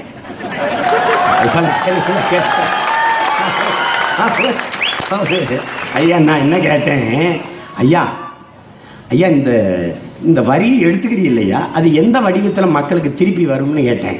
நாங்கள் ரோடு போடுவோம், வீடு கட்டுவோம். ரோடை போட்டு 50 கிலோமீட்டருக்கு 50 ரூபா கப்பல் சிலிப்பில என்ன ஆணுரை இலவசம் நாப்கின் 18 விழுக்காடு வரி பாரத மாதாக்கு. நாப்கின் பெண்களுக்கு அத்தியாவசிய தேவை இருக்கிற நாப்கினுக்கு 18 விழுக்காடு வரி. ஆனா பாரத மாதாக்கு இந்த பதஞ்சலின்னு ஒரு பரதேசி இருக்கான் பாருங்க, அவன் உற்பத்தி செய்யற பொருளுக்கு வரி இல்லை. ஏன்னா அது மருத்துவ குணம் இருக்கான் அதுல. அவன் அம்பிட்லையும் அவனை எப்படி சந்தைப்படுத்துறாங்கிறீங்க? இப்ப ஒரு தொலைக்காட்சியில வந்து யோகா களி குத்து கொடுக்குறான். யோகாவை என்னன்னு தெரியாத ஒரு அயோக்கிய பெயர். பயிற்சி யோகா என்பது ஒரு இறகை, ஒரு கோழி இறகை, ஒரு பறகையின் இறகை மேல தூக்கிவிட்டா எப்படி வருமோ அவ்வளவு மெல்லிய அசைவாக செய்யணும் யோகாவை. இவங்க இந்தியா உலகத்திற்கு கடன் கொடுத்துருச்சு யோகாங்கிறான். இந்த அயோக்கிய பெயருக்கு கடன் கொடுத்தது நாங்க. எங்களுடைய ஓக கலை தாண்டா நீங்க சமஸ்கிருதத்துல யோகம்னு சொல்லி கொண்டிருக்கீங்க. உலகம் பூரா இருக்கிற குங்ஃபு, கராத்தே, இந்த ஜூடோ, இந்த இளவு கர்மாந்திரம் என்னோட 5000 ஆண்டுகளுக்கு மொத்த குத்து வரிசைடா. இல்லைன்னு சொல்ல சொல்லு யாராவது வா, ஏன்னா நான் கத்தவன். குத்து வரிசையில் என்ன தடை, அடி, கால்மானம், கைமானம், அது எப்படி கராத்தில் இருக்கு, எப்படி குங்ஃபுல இருக்கு. நீ மத்தாலாம் பரவாயில்ல, நான் செஞ்சு காட்டிடுவேன். நீ பிராக்டிக்கல், நோ தியரி, பிராக்டிக்கலா செஞ்சு காட்டிடுவேன். யோகானா எங்களுக்கு என்னன்னு தெரியாதா? அவர் செய்யற யோகாவை ஒரு தடவை பாருங்க, அது யோகாவா? அவர் தயாரிக்கிற இதுக்கு வந்து வரி இல்லை. நான் வேளாண்மையை அரசு தொழிலாக மாற்றுவேன். வேளாண் இந்த பாருங்க, நிலமும் வளமும் சார்ந்த தொழிற்சாலைகள், வேலை வாய்ப்பு, வளர்ச்சி எங்களுடைய வரைவு. எங்கு பார்த்தாலும் தொழிற்சாலை இருக்கும். ஆனா கார் தயாரிக்கிறது, அலைபேசி தயாரிக்கிறது அதல்ல, கள்ளமிட்டாய் தயாரிக்கிறது, என்ன உற்பத்தி செய்யறது, பழக்கூழ் தயாரிக்கிறது, பழச்சாலை. என் நிலமும் வளமும் சார்ந்த தொழிற்சாலைகள், வேலை வாய்ப்பு, வளர்ச்சி. வேலை இல்லை என்று யாரும் சொல்லப்படாது. பசி என்ற வார்த்தையே தமிழர் நிலத்தில் இருக்காது, அழிச்சு. நாங்களே விவசாயம் செய்வோம். அவசர கூட்டம்லாம் வேளாண் பண்ணையிலே நடக்கும். திடீர்னு ஆலோசனை, அமைச்சருக்கு முதலமைச்சரா எங்கடா இருக்க, மாட்டு பண்ணையில் உட்காந்து பேசிட்டு ஐயா நடக்கும். நானே பால் கறப்பேன், என் பிள்ளைகளுக்கு பால் கொடுப்பேன், முட்டை கொடுப்பேன், சோறு நானே போட்டுருவேன். 5 கிலோமீட்டருக்கு மேலதான் நீ இரு சக்கரத்தை, உந்துருளையை, மகிழுந்தை பயன்படுத்தணும். 5 கிலோமீட்டருக்குள்ள குழந்தைகள், பெரியவர்களுக்கு தான் மகிழுந்து உந்துருளை பயன்படுத்துறது. எல்லாருக்கும் சைக்கிள் கொடுத்துருவேன். சைக்கிள்ல தான் நீ போகணும். எரிபொருளை குறைக்க, காற்று மாசுபடுவதை கட்டுப்படுத்த எனக்கு ஒரு வழி தெரியாது. சட்டம் போடுவேன். 100 மரம் நட்டு 1 மரம் வெட்டு சட்டம் போட்டுவேன். நீ மனிதர்களை வெட்டுவது எப்படி சட்டப்படி குற்றமோ, அப்படி மரங்களை வெட்டுவதும் சட்டப்படி குற்றம். உலகிக்கு போட்டுவேன். கண்ணாபுண்ணான்னு மரத்தில் வெட்ட முடியாது. மரம் மண்ணின் வரம், அதை வளர்ப்பதே மனிதாரம். சட்டம் போட்டு மரங்களை வளர்ப்போம். பச்சை பசேர் என்று தாய் நிலத்தை மாற்றுவேன்.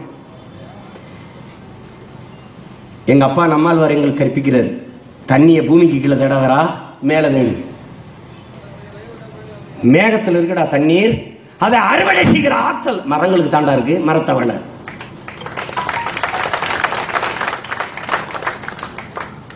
அதை மாத்திருவோம்.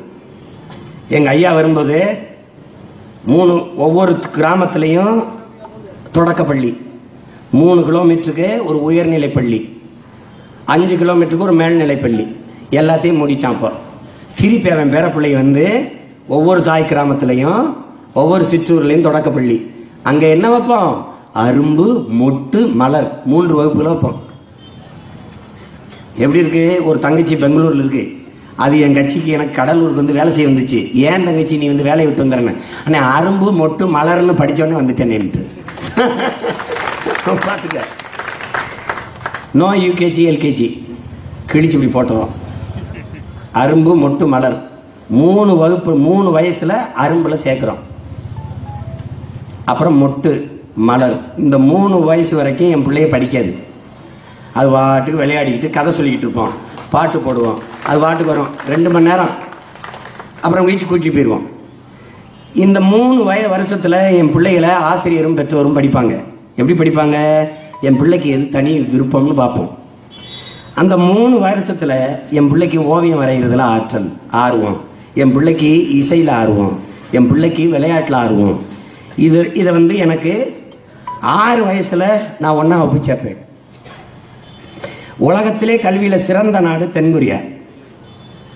தலை சிறந்த நாடு 5 நாட்டில் தென்கொரியா, 2வது ஜப்பான், 3வது சிங்கப்பூர், 4வது ஹாங்காங், 5வது பின்லாந்து. இந்த 5 நாடுகளில் எல்லாரும், இந்த தென்கொரியா மட்டும் 8 வயசுல சேர்க்குது. மீதி எல்லா நாடுகளும் 6 வயசுல பள்ளிக்கூடத்துக்கு சேர்க்குது. நானும் 6 வயசுல பிள்ளைய பள்ளிக்கூடத்தில் சேர்ப்பேன், 1ஆம் வகுப்பு. என் பிள்ளைக்கு விளையாட்டு நல்ல ஆர்வமா இருக்கான். விளையாட்டுல ஐயா எது எடுத்தாலும் விளையாடிட்டே திடுறான். டக்குன்னு அவனை தூக்கி விளையாட்டு தான் முதன்மை கல்வி. நாங்களும் பல ஆயிரக்கணக்கான உஷன் பெல்ட்டை உருவாக்கணும்ல, போடுவாங்க விளையாட்டு. ஒருத்தனுக்கு இசை ரொம்ப ஆர்வமா இருக்காங்க, அந்த இசையவே இப்ப தட்டிக்கிட்டு இருக்காங்க. இசை ஒரு ஏஆர் ரஹ்மான் பத்தல, அதனால பல ஏஆர் ரஹ்மான உருவாக்கும், பல இளையராஜாக்களை உருவாக்குறோம். தமிழ் தேசியத்தின் அடையாளங்களா. பாடுறது தனித்திறனா, பாடுறதா அது கல்வி, விளையாட்டா அது கல்வி, ஓவியமா அது கல்வி. எது முதன்மை பாடமோ அதுல தேர்ச்சி விட்டால் அவன் தேர்ச்சி. தமிழ்ல தோத்துட்டாரு, ஆங்கிலத்தில் தோத்துட்டாரு, கணிதத்தில் தோத்துட்டாரு, புவியியல தோத்துட்டாரு, ஆனாலும் அவன் பாஸ். மற்றதான் துணை பாடங்கள் தான். முதன்மை கல்வி எது? தனித்திறன் தான் கல்வி.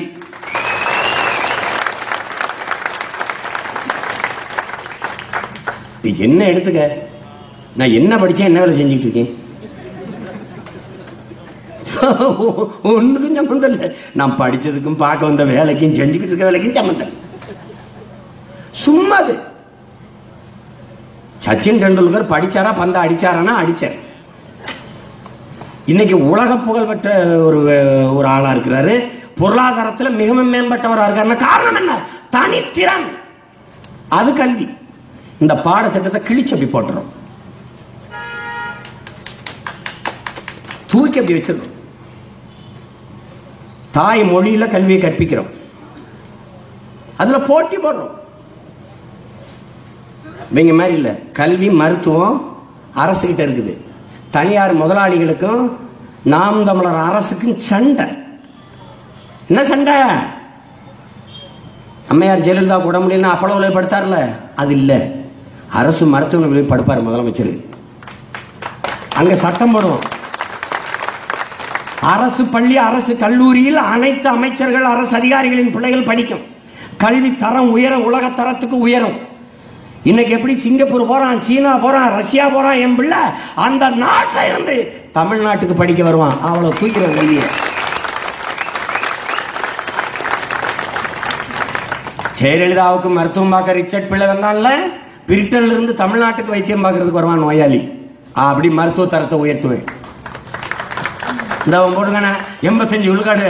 இங்க பாரு, ஒரு கொடுமையை பாரு, குடிக்க வச்சு மக்களை கெடுக்குது. இந்த மதுக்கடையில மூட சொல்லி ஒரு உத்தரவு போடுங்கன்னு நீதிமன்றத்தில் போய் வழக்கு. இந்த நீதிமன்றம் சொல்லுது, மாண்புமிக்க நீதி என்ன சொல்லுது? அரசின் கொள்கை முடிவில் தலையிட முடியாது. எதுல? குடிக்கிறதுல. படிக்கிறதுல சிற்றூர்களை, கிராமப்புறங்களை சார்ந்த ஏழை எளிய மக்கள் மருத்துவம் படிக்கணுங்கிற வசதிக்கு 85 விழுக்காடு ஒரு சட்டம் ஏற்றி பாதுகாக்குது. நீட்டு தேர்வத்தை நீட்டிட்டான், பிரச்சனை ஆயிடுச்சுட்டு. இதுல இந்த நீதிமன்றம் தலையிட்டு அதை இல்லைன்னு ரத்து பண்ணுது, நீக்குது. மதுக்கடையை மூடுவது அரசின் கொள்கை முடிவில் தலையிட முடியாது என்று சொன்ன நீதி, குடிக்கிறத தலையிட முடியாதுன்னு சொன்ன நீதி படிக்கிறதால தலையிடுது. இப்ப நாங்க முதலமைச்சர் பாருங்க, இப்ப நம்ம ஆட்சி ஐயா நீதிமன்றம் சொல்லிடுச்சு 55 விழுக்காடு செல்லாதுன்னு, நீதிமன்றத்தை ஆணையை மதிக்கிறோம், அவ்வளவு முடிஞ்சு வச்சு. இப்ப நேர்காணல், மருத்துவ படிப்புக்கு நேர்காணல், சான்றிதழ், அரசு கல்லூரி அரசு பள்ளியில் படிச்சவனுக்காக போட்டன்னா நீ என்ன தங்கிருந்து பண்ணுவ? என்ன பண்ணுவ நீ? இதுவாது 85, நாங்க வந்து 95 போடுவோம். அப்போ ஒரு அயோக்கிய போய் வழக்கப்படுவான், அவனை நடு ரோட்ல துண்டா போடுவான். எல்லாம் கவனிச்சுக்கணும். அந்த வழக்கோட இந்த வழக்கையும் சேர்த்து பாடுறான். எப்படி? மக்களின் நலன் தான் முதன்மையானது. அதான் பெருந்தலைவர் பாதை, அதான முதன்மையானது. ஏன் பல பேர் எய்ம்ஸ் மருத்துவமனை தமிழ்நாட்டுக்கு வராதா? வந்து என்ன போகுது? நீ மருத்துவரா போறிய? என் ஜித்தப்ப அண்ணன் தம்பி வர போறாங்க, இதர்மே சத்மே அப்படின்பா. அவன் வந்திருப்பான் மருத்துவர், எங்க அப்பத்தா கடும் வைத்த வழி இல்லை, யா வைத்த வழியா, அவன் தலைவலிக்கு மாத்திரை கொடுத்து கொண்டு வருவான். நாங்க ஏன் செத்து தெரியாம அரசின் தவறான மருத்துவர்கள் தவறான சிகிச்சைகள் செத்து போயிட்டார், மருத்துவமனை முற்றுகை, அது ஒரு செய்தி. இதான் நடக்கும். என்ன நடந்துற போகுது? இப்ப என்ன நடந்துற போகுது?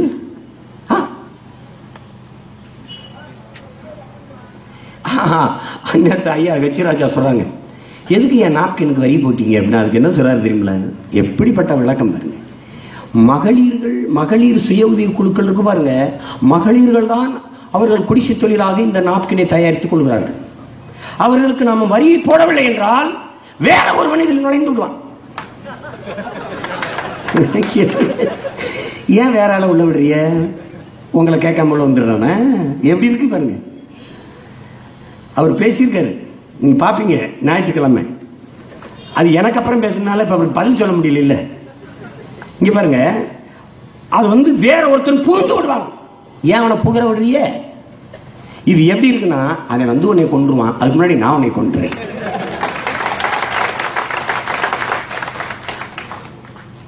காலக்கொடுமை. மாநிலங்களுக்கு இருந்த எந்த உரிமையும் மாநிலங்களுக்கு இருக்கக்கூடாதுன்னு எல்லாத்தையும் பறிச்சுக்கிறது. இந்த ஒரு அரசு இருக்கு, கையெழுத்து போட்டு விட்டுட்டு இந்த ஜிஎஸ்டி மசோதாவை ஆதரிச்சு தீர்மானம் போட்டுட்டு இப்ப ஐயா தம்பித்துறை சொல்றாரு எல்லாத்தையும் எடுத்துக்கிச்சு. நாங்க இப்ப என்ன பண்றது? என் நிதி கேட்டு கடிதம் எழுதுனா கூட தரமாட்டேங்குது. அப்ப நாங்க எல்லாத்தையும் கொடுத்துட்டு என்ன பண்றது? அதாங்க நாங்களும் சொல்றோம். முதல்ல என்ன சொல்லியிருக்கணும்? நீ நிறைவேற்று. அதுல இருக்க சாதக பாதங்கள் குறை நிறையில பார்த்துட்டு நாங்க ஆதரிக்கிறதா எதிர்க்கிறதாங்கன்னு முடிவெடுக்கிறோம் அப்படின்னு சொல்லியிருக்கணும்ல. ஊருக்கு முன்னாடி தீர்மானத்தை போட்டு ஆதரிச்சு விட்டுட்டு இப்ப அது ஐயோ அது தப்பா இருக்கு அப்படின்னா என்ன அர்த்தம்? என்ன? ஒரு ஐயா இருக்காரு, நம்ம ஐயா. நேர்மையான அழுத்தம் எங்களுக்கு இருக்குது. அழுத்தத்தில் என்ன நேர்மையான அழுத்தம்? கொலையில என்ன தர்மமான கொலை என்ன இருக்கு? பிஜேபி ஆட்சி நடக்குதுங்க உலகத்துக்கு தெரியுமே. அது என்ன சொல்லுதோ அதை செய்தியே. இது ஒரு கொடுமைங்க.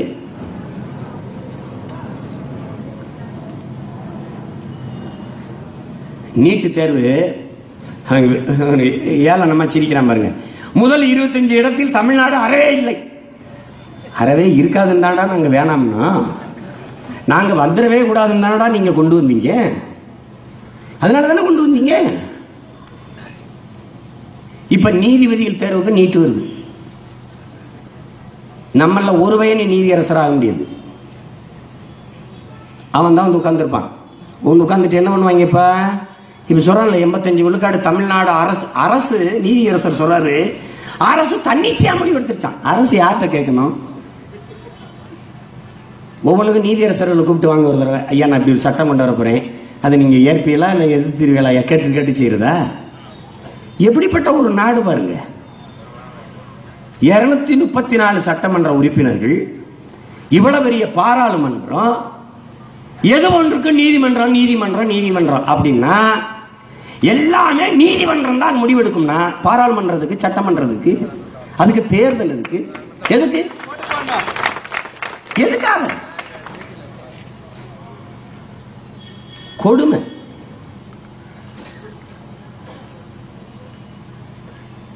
ஜிஎஸ்டி ஜிஎஸ்டி வரி வரின்னு ஒரு தம்பி, அண்ணே ஜிஎஸ்டிக்கு முன்னாடி கடைக்கு பொருள் விற்பனைக்கு வந்துக்கிட்டு இருந்துச்சுனே, ஜிஎஸ்டிக்கு பின்னாடி கடையே விற்பனைக்கு வந்துருச்சுனேன்ற.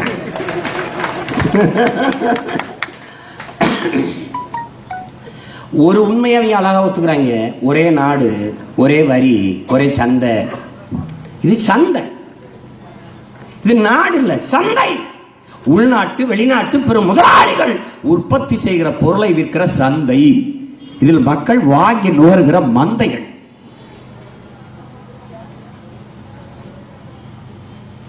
அடிப்படை மாற்றம், அமைப்பு மாற்றம், அரசியல் மாற்றம்னு சொல்றோம். இது ரொம்ப படிச்சவங்க சிஸ்டம் நாங்கிறாங்க. நாம அதை பல ஆண்டுகளா சொல்றோம். நாங்க ஆட்சி மாற்றத்திற்கு, ஆள் மாற்றத்திற்கு, ஆட்சி மாற்றத்திற்கு வந்தவர்கள் அல்ல, அமைப்பு, அடிப்படை அமைப்பு, அரசியல் மாற்றத்திற்கான புரட்சியாளர்கள் என்று சொல்றோம். கட்டிய கட்டடத்திற்கு வெள்ளை அடிக்க வந்தவர்கள் அல்ல, அந்த கட்டடத்தையே இடித்து விட்டு மறு கட்டடம் கட்ட வந்த புரட்சியவாதிகள் என்று சொல்றோம். அமைப்பு தப்புனா எந்த இடத்துல தப்பு? தேர்தல் அமைப்பு தப்பு.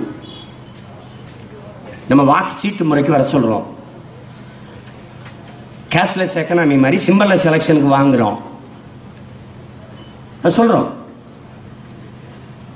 அதை கொண்டு வர சொல்றோம். நாட்டின் குடியரசுத் தலைவர் தேர்தல் இன்னைக்கு வாக்குப்பதிவு நடக்குது. வார்டு கவுன்சிலுக்கு வரிசையில் நின்று வாக்கு செலுத்துறேன்.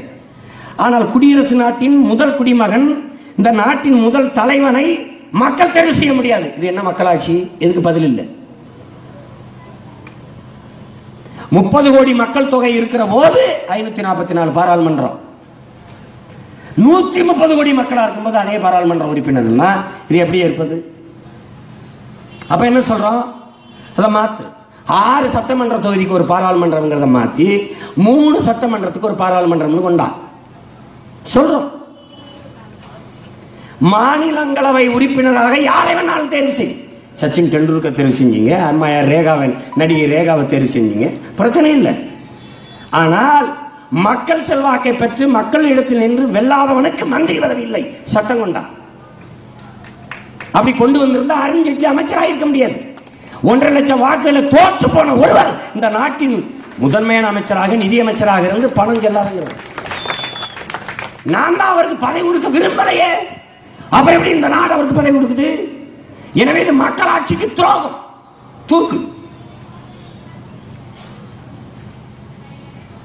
மாநிலங்களவை உறுப்பினராக இருக்கலாம், ஆனால் அவருக்கு மந்திரி பதவி இல்லை என்கிற சட்டத்தை கொண்டு வரணும். தாழ்த்தப்பட்ட மக்களுக்கு என்று தனி தொகுதி இருப்பது போல பெண்களுக்கும் மீனவர்களுக்கும் தனி தொகுதியை கொண்டு வா. நாங்க கொண்டு வரோம், கேட்கிறோம்.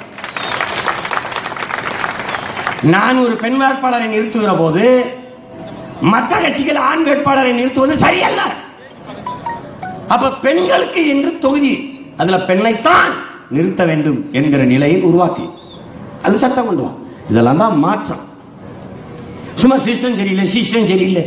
என்ன சரியில்லை? 6 மாசமா சரியில்லையா? 50 ஆண்டுகளா சரியில்லை. சொல்ல போனா இந்த நாடு விடுதலை பெற்ற நாள் இருந்து சரியில்லை. அப்போ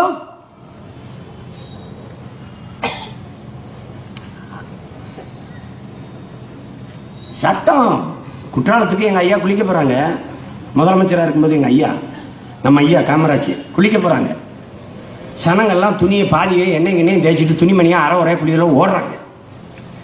வண்டி நிப்பாட்டி என்ன என்றாங்க. ஐயா எங்களை குளிக்க விடாம போலீஸ்காரங்க அடிச்சு தரத்துறாங்க. ஐயான்னு ஏன் கூப்பிடுப்பாங்க, நீ வா, என்னப்பா ஏப்பா மக்களை வெற்றி பண்ணு. ஐயா அது முதலமைச்சர் இந்த மாதிரி அமைச்சர்கள் வரும்போது பொதுமக்கள் குளிக்க கூடாதுன்னு சட்டம் யார் யார் சொன்னது? வெள்ளக்காரங்க காலத்தில் துறமார்கள் போட்டிருக்காங்க அந்த சட்டத்தை. அவங்க குளிக்க வரும்போது யாரும் இருக்கக்கூடாது, எல்லாரும் வெற்றிடணும். யோ, அது வெள்ளக்காரன் நம்மளை அடிமைப்படுத்தி ஆண்ட போது கொண்ட அந்த சட்டம். யார்? நாடு விடுதலை பெற்றுச்சு, நம்ம ஆட்சி, மக்களாட்சியா, மக்களுக்கான அதிகாரம். நீ என்னையா மக்களை குளிக்க விடாம விரட்டிட்டு இருக்க? விரட்டுற உன்னைய கோபப்படுவானா என்னைய கோபப்படுவானா? முட்டாள். போயா மக்களை குளிக்க வையா, போயா எல்லாரும் போய் குளிங்க. சட்டம் ஐயா, சட்டம் வெங்காயம் கிழிச்சு போடியா, போடியா அன்னையிலிருந்து சட்டம் மக்கள் குளிக்கலாம்யா, போயா. சட்டத்தை அந்த இடத்துல நிறைவேற்றின தலைவன். நினைச்சு பாருங்க. விவேகானந்தர் கட்டடம் இருக்குல்ல, அந்த இடத்துக்கிட்ட ஒரு பெரிய போராட்டம். பேருந்துல போற போது நடத்துனர் ஒரு மாணவரை அடிச்சு போறாரு. உடனே மாணவர்கள் தெருவில் இறங்கி போராட்டம். முதலமைச்சருக்கு அழைப்பு வருது, காமராஜுக்கு வண்டி எடுப்பா. போராடுற இடத்துக்கு வண்டி எடுத்துக்கிட்டு போன முதலமைச்சரை பாரு. இன்னைக்கெல்லாம் வருவானா? யாராவது வருவானா? வரமாட்டான். நேரா போய் அங்கே நெடுவாசல் கதிராமங்கலத்தில் இத்தனை நாள் போராட்டம் நடக்குது, ஒருத்தர் போய் சேர்றதில்ல, போய் பார்க்கறது இல்லை. நேரம் வண்டி எடுத்துட்டு போய் இறங்கி, அப்ப என்ன பிரச்சனை? ஐயா இவர் எங்களை அடிச்சு விட்டாருயா, இவரை பணி உடனே டிஸ்மிஸ் பண்ணுங்கய்யா. டிஸ்மிஸ் போயா. எப்படி எப்படி இருக்கு பாருங்க. உடனே அந்த இடத்துல உனக்கு பதவியில போ, போ வழியில போ. படிக்கிற பிள்ளை இப்படி போராடிட்டா இருக்குது, போய் படிக்க போ, வண்டி எடுத்து போ, நீ உனக்கு வேலையில் ஓடு, வண்டி எடுப்பா, முடிஞ்சு வச்சு. வண்டியில் உட்கார்ந்தோடனே ஐயா என்னங்க என்ன ஏதுன்னு விசாரிக்காம டப்புன்னு ஒரு வேலையை விட்டு நீக்கிவிட்டு இல்லையா? ஏய் விசாரிக்கிறதுக்கான நேரம் அது. அவன் படிக்கிறத விட்டுட்டு பிள்ளைய தெருவில் இறங்கி போராடிக்கிட்டு இருக்கான். அது பிரச்சனையை முடிவு கொண்டு வரணும்ல, அதான முக்கியம். இப்போ பாரு உடனே படிக்க போயிட்டான், வண்டி ஓட ஆரம்பிச்சிருச்சு, போக்குவரத்து நெரிசல் தீர்ந்து போச்சு. இவன் என்ன வேலையில் வச்சு அவனை ஒரு 3 நாள் விட்டு என்ன வந்து பார்க்க சொல்லு. 3 நாள் விழிச்சு விட்டு விட்டவனா ஐயா போய் தலைமைச் செயலகத்தில் அவர் பார்க்குறாரு. உனக்கு அறிவில்லை, படிச்சிருக்கீல்ல, படிக்க போகிற பிள்ளை முன்ன பண்ண தான் இருப்பேன், சின்ன பிள்ளை, அவனை போய் கை நிட்டுறதா? என் மடையனா நீ? சரி இந்தா இந்த பக்கம் இல்லை, வேற பக்கம் போடு, இந்த திசையில் போகாம வேற பக்கம் டியூட்டியை போட்டு வேற பக்கம் போடு. இதுக்கு பேர் தான் தலைவன். அரசியலுக்கு வரதா வரலையான ஆண்டவன் கட்டுக்கிட்டு இருக்கிறவன்ல தலைவன்.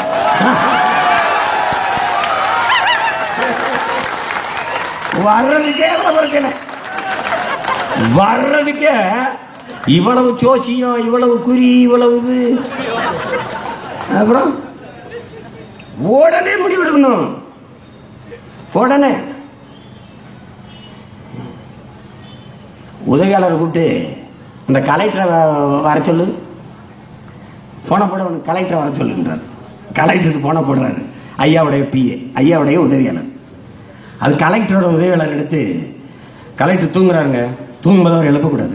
அவன் ஏய் முதலமைச்சர் பிஏ பேசிக்கிற, நான் கலெக்டர் பிஏ சொல்றேன், எழுப்ப முடியாதுங்க, எங்க ஐயாவை எழுப்ப முடியாது, எங்க ஐயா சத்தப்படுவாருங்க, தூங்கும்போது அவர் எழுப்ப முடியாதுங்க.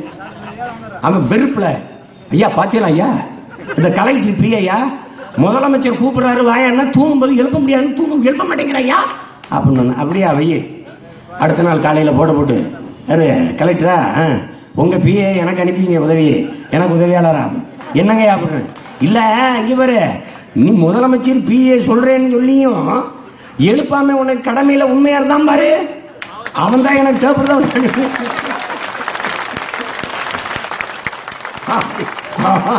அப்படிப்பட்ட ஆளு பசுபதினு ஒரு கலெக்டர். கட்சிக்காரன் ஒருத்தன் திரையரங்கு கட்டிட்டான்.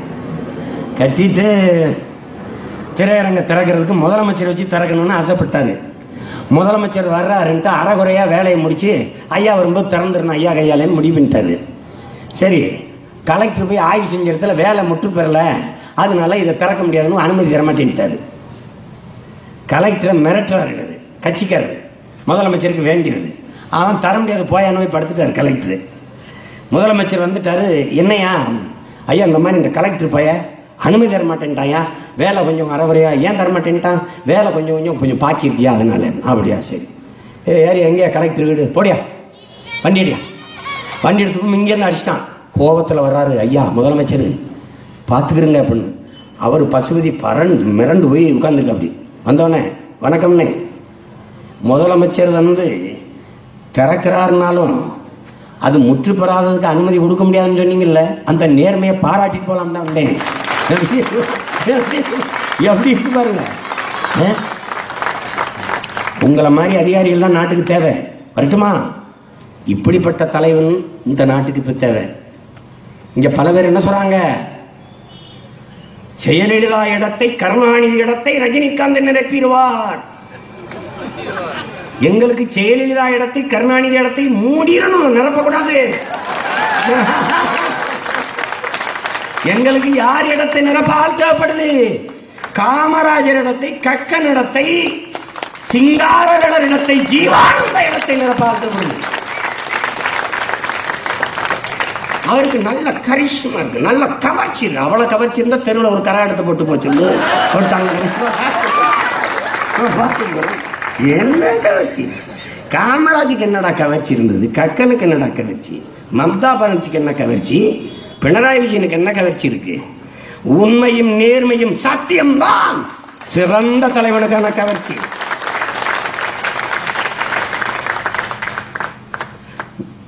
நாங்க சிவப்பு கம்பளத்தை விரிச்சு வரவேற்கிற ரஜினிகாந்த்.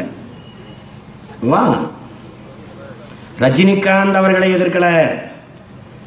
பல பேர் நினைச்சுக்கிட்டு இருக்கான் நாட்டை தமிழர் நாட்டை ஆண்டலாம்னு. இது அநாத நாடு இல்ல. தகப்பன் இல்லாத வீடு போல தலைவன் இல்லாத நாடாக தட்டுக்கட்டு இருந்தது ஒரு காலம். இப்ப உண்மையும் நேர்மையுமாக இந்த மண்ணுக்கும் மக்களுக்கும் உழைக்க பல லட்சக்கணக்கான தலைவர்கள் இந்த நாட்டில் உருவாயிருங்க. நீங்க சும்மா வர போக வரவே வரலாம். யாருமா வாழு, நான் தான் ஆளுவேன். இது என் தத்துவம். இதுக்கு எதிராக எவர் வந்தாலும் எதிர்ப்போம். ரஜினிகாந்த் என்ன? ரஜினிகாந்தையே எதிர்க்கிறேன். ரஜினிகாந்த் என்னடா நீங்க எங்களுக்கு எதிர்க்கிறது? கஜினி முகமது 18 முறை விட எடுத்தார். ஏன்டா 18 முறை விட எடுத்தான்? 17 முறை என் பாட்ட அவனை செருப்பு கட்டி அடிச்சு வச்சுக்காங்க.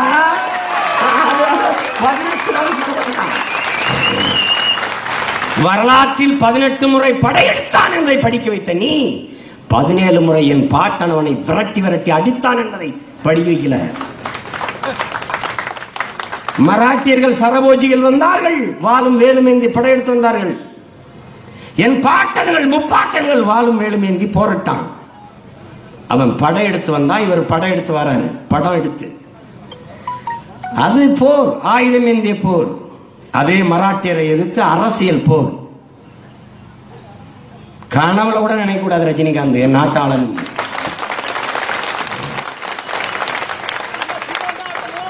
எழுபது வயசு, இன்னும் 10 ஆண்டுகளோட 80 வயசு வரைக்கும் கூட நடிங்க. நாங்க உங்களை ஒன்னும் சொல்லல.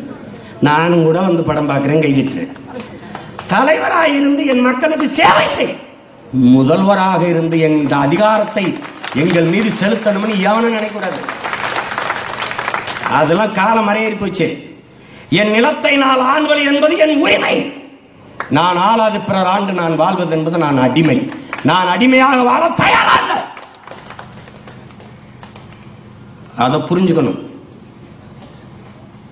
நாங்க ஆடும்போதுண்டா என் மரம், என் செடி, என் பூச்சி, என் வண்டு, என் மாடு, என் ஆடு, என் ஏரி, என் குளம், என் மலை, என் காடு, இதெல்லாம் இருக்கும்.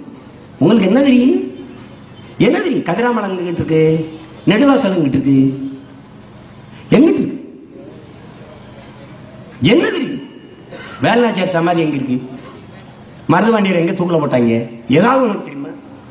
தெற்கும் தெரியாது வடக்கும் தெரியாது. திடீர்னு வந்து முதலமைச்சர் ஆகணும்னா வரும்போது ஒரு இன்ஜினியர், ஒரு டாக்டர், ஒரு அமெரிக்க மாப்பிள்ள, அதெல்லாம் கிடையாது. ஸ்ட்ரைட் ஹீரோ தான்.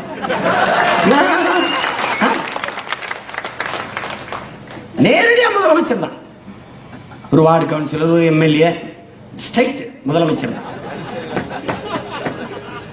நம்மள முடிவு பண்ணிட்டாங்க ஒரு முட்டாப்பை கூட்டம். அதெல்லாம் அப்போ எம்ஜிஆர் விட்டுட்டீங்க, ஜெயலலிதா விட்டுட்டீங்க, ரஜினிகாந்த் மட்டும் எதுக்குறீங்க? தெரியலடா, விட்டாங்க. எங்க ஆத்தாள பொண்ணுக்கு தெரியல, தெரிஞ்சிருச்சு, எதிர்க்கிறோம். அவ்வளவுதானே, தெரிஞ்சிருச்சு, எதிர்க்கிறோம். ரஜினிகாந்த் எதிர்க்கிறத நினைக்கூடாது. ரஜினிகாந்த் போல பல பேர் நினைச்சுக்கிட்டு அலைகிறான். அவனுக்கும் சேர்த்து எச்சரிக்கிறேன்.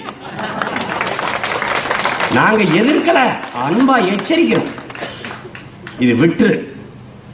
என் வீடு, எந்த குழாயில கசிவு, எந்த சன்னல்ல ஆணி இல்ல, எந்த கதவுல தாப்பா இல்ல, எந்த மூலையில ஒட்டடை இருக்குன்னு எனக்கு தெரியும்.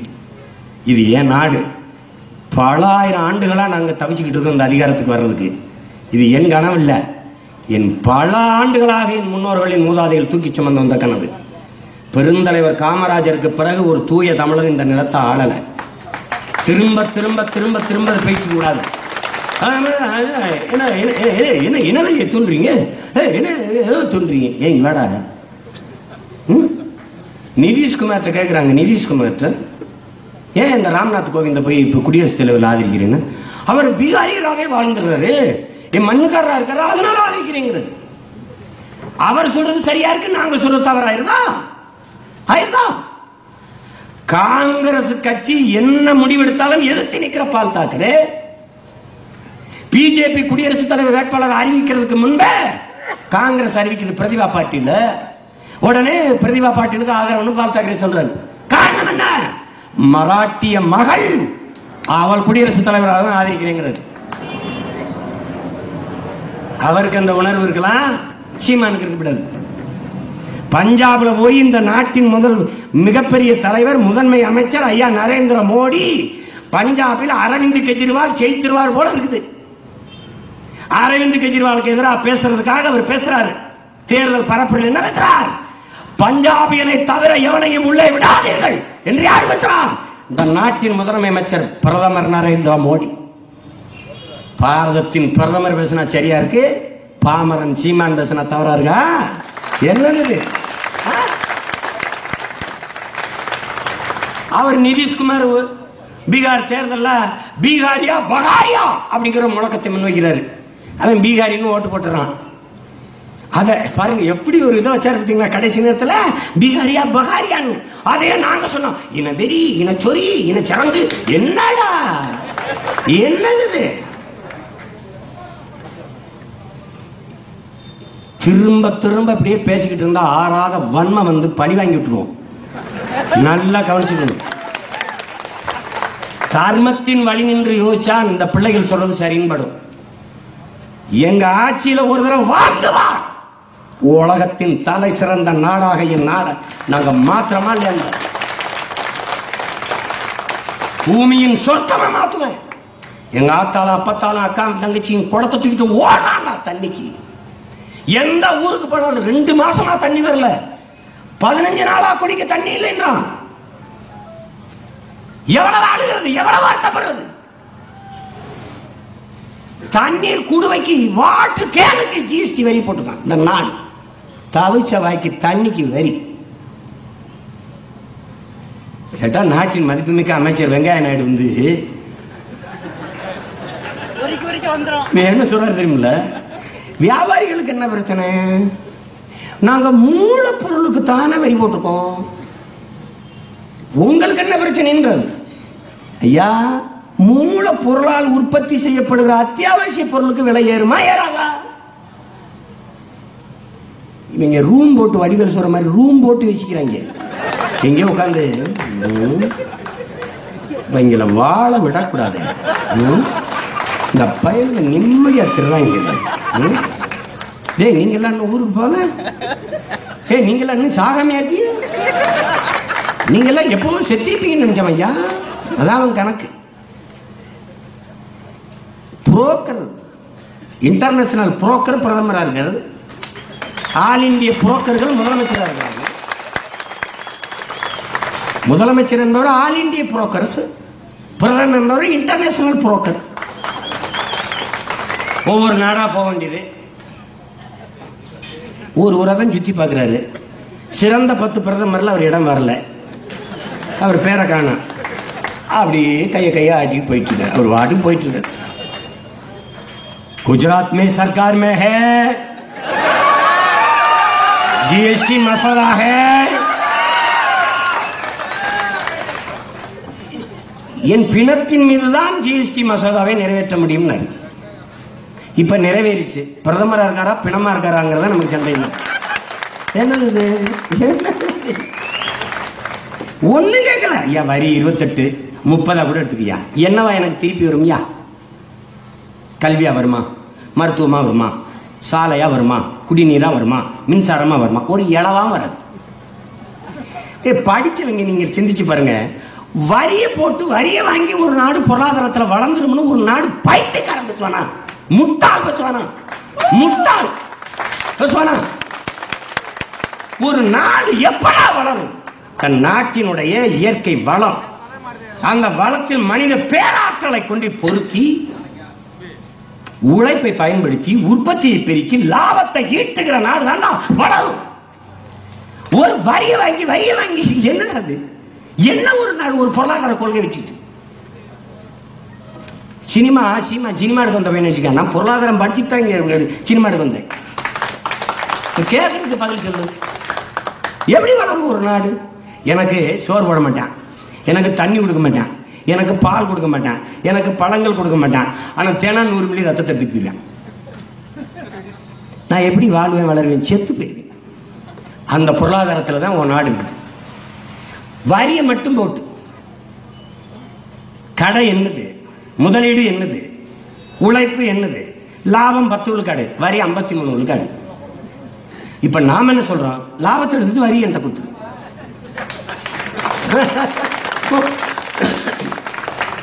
எப்படிப்பட்ட நாடு? அவன் முடிவு பண்ணிட்டான், இந்த நாட்டில் தற்சார்பு என்ற நிலையே இருக்கக்கூடாது.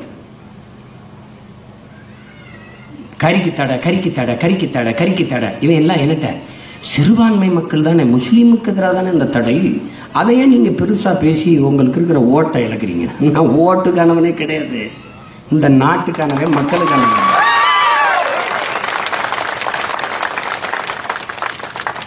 இஸ்லாமியன்னா செவ்வாய் கிரகத்திலிருந்து இறக்கி விட்டவனா? என் கூட பிறந்தவன், என் அண்ணன் தம்பி, என் மாமன் மச்சன், இந்த மச்சான், இந்த இருக்கான் என் மச்சான். என் சொந்தக்காரன் தான்டா முஸ்லீமா இருக்கான். எங்கால தான் இருக்கான். காயல்பட்டினத்தில் இருக்கா என் சொந்தக்காரன் பூரா. இளையாங்குடி கிழக்கிற புதூர்ல இருக்கிற என் சொந்தக்காரன் தான். இந்த அயோக்கிய பயலுக்கு சாதி கர்மாந்திரத்துல வாடா பரப்பையில என்ன முஸ்லீம் ஆமாண்டா வாங்க பாயின்னா, பறையனா இருக்கிறதுக்கு பாயா இருக்கிறதுக்கு அங்க போயிட்டாண்டா. அயோக்கிய பயல என்ன பெரியது? என்னமோ முஸ்லீம்லாம் எல்லாம் பாவரனுடைய வாரிசு நினைச்சுக்கிட்டு இருக்கான். கிறிஸ்தவன்லாம் ராபர்ட் கிளைவின் பேரன் நினைச்சுக்கிட்டு இருக்கான். என்ன என் சித்தப்பன் பெரியப்பேன் இந்த சாதிய கர்மாந்திரத்தை சகிக்க முடியாம போயிட்டான். அங்க போயிட்டான். மாட்டுக்கறிங்கிறது மாட்டுக்கறி. முஸ்லீமுக்கு எதிரான தடை நான் நினைச்சேன். உன் மாட்டுக்கு எதிரான தடை. பொள்ளாச்சியில சந்தையை விரிச்சோடிச்சா இல்லையா? உச்ச நீதிமன்றம் இப்ப தடை இல்லை, தடையை நீக்குன்னு போட்ட பிறகு சந்தை கலகட்டிச்சா இல்லையா? எழுதி வச்சுக்க. திருவண்ணாமலையில கண்ணமங்கலத்துல நம்ம சித்தப்பனும் பெரியப்பனும் மேலிய தோல்லதுக்கு விடுதானா இல்லையா? காரணம் என்ன? மாடு கிடைக்கல, கற்காலத்துக்கு தள்ளிட்டான் நம்மள. மாடு என்பது செல்வம், கேடில் விழிச்செல்வம், கல்வி ஒருவருக்கு மாடல்ல மற்ற என்று தமிழ் மறை கற்பிக்குது. மாடு தமிழர் வாழ்வியலில் ஒரு பெரிய அங்கம். தற்சார்பு பொருளாதாரத்தின் மிகப்பெரிய பங்களிப்பை செய்வது மாடு. மாடு உழவு, மாடு வண்டி, மாடு வண்டி. நான் விளைவிக்கிற பொருளை தூக்கி போகும், எனக்கு உழவுக்கு விழும்.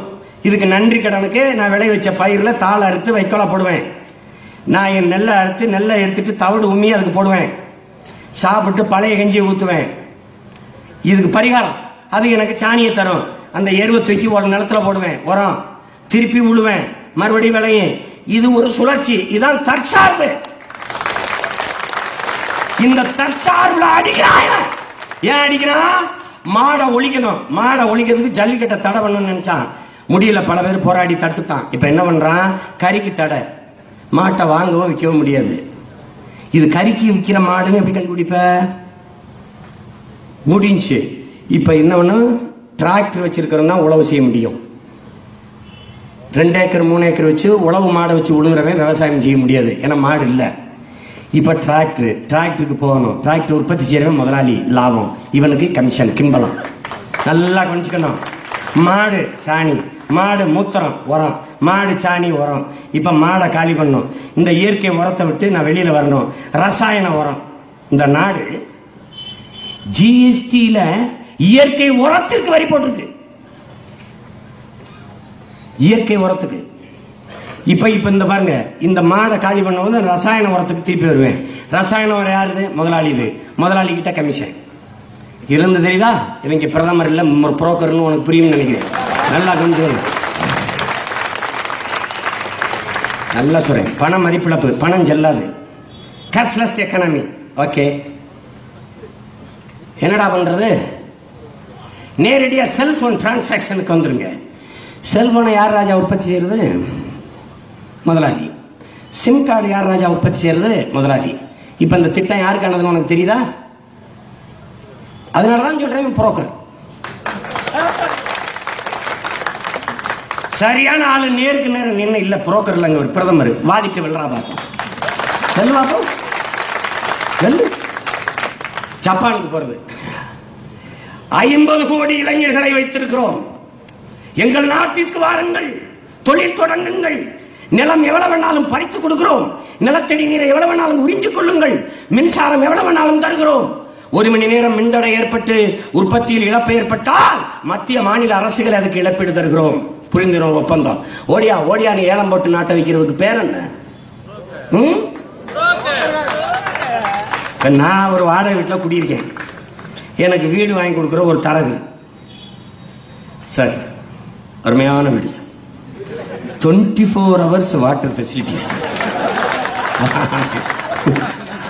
அவர் மொழியிலே சொல்றேன். ஜிலி ஜிலி ஜிலி ஜிலுன்னு காத்து sir. 1/2 kilometre bus stand sir.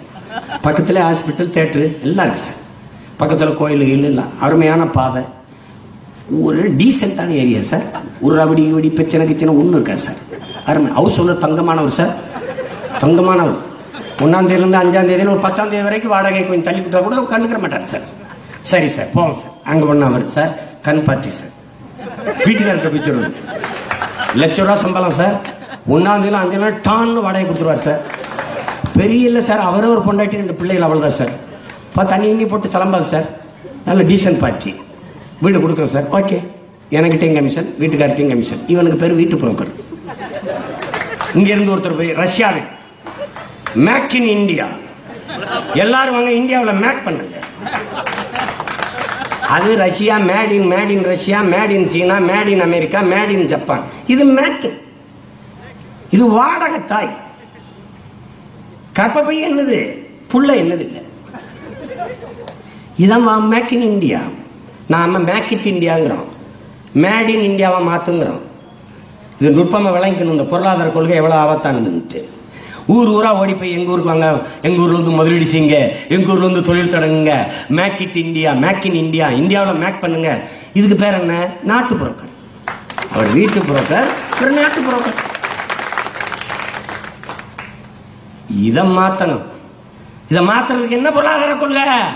Gandhi கண்ட சுயராஜ்யம், பெருந்தலைவர் காமராஜர் கண்ட தற்சார்பு. சென்னை மெரினா கடற்கரையில் கூட்டம் நடக்குது. இப்படி புறங்கை கட்டிக்கிட்டு ஏப்பா ஏய், ஊரா நாட்டில் சோத்துக்கு கையேந்திரதுக்காக இப்போ போராடி சுதந்திரத்தை பெற்றோம். நம்மகிட்ட என்ன இருக்கோ அதை சாப்பிட்டு நிம்மதியாக தூங்குவோம்ப்பா. அதானப்பா எல்லாத்துக்கும் நல்லதுன்றாரு. அவருக்கு தற்சார்புங்கிறது தெரியல. ஆனால் அவர் சொல்றதுக்கு பேர் தற்சார்பு பொருளாதாரம். இந்த பொருளாதார கொள்கையை, காந்தி கண்ட சுயராஜ்ய கொள்கையை, காந்தியினுடைய தனி செயலாளர் ஐயா ஜே.சி. குமரப்பா கண்ட தற்சார்பு பசுமை பொருளாதாரத்தை என்னைக்கு என் நாடு கையில் எடுக்குதோ அன்னைக்குத்தான் இந்த நாடு வாழும், வளரும். இப்ப நாம கொண்டிருக்கிற பொருளாதாரம் சந்தை பொருளாதாரம். சந்தை பொருளாதாரம். சந்தை அப்படியே இருக்கும். வியாபாரி வருவான், ஒரு வாடகைக்கு ஒரு கடையை போடுறதுக்கு 50 ரூபா காசு கொடுப்பான். பொருளை வச்சுட்டு போயிடுவான். சந்தை வரிச்சு கிடக்கும். அதான் இந்த நாடு. இது நுட்பமா விளங்கிக் கொள்ளணும். அதுவும் குறிப்பா என் தம்பி தங்கைகள், இளைய தலைமுறை பிள்ளைகள் புரிந்து கொள்ளணும். என்றைக்கு ஒரு நாடு உற்பத்தி பொருளாதாரத்தை, தற்சார்பு பொருளாதாரத்தை கையில் எடுக்குதோ அன்னைக்குத்தான் அந்த நாடு பாதுகாப்பாக இருக்கும், வாழும், வளரும். அப்படிப்பட்ட ஒரு பொருளாதார கொள்கையை உங்கள் பிள்ளைகள் கடைபிடிக்கிறோம். அதுவும் தற்சார்பு பசுமை பொருளாதாரம்.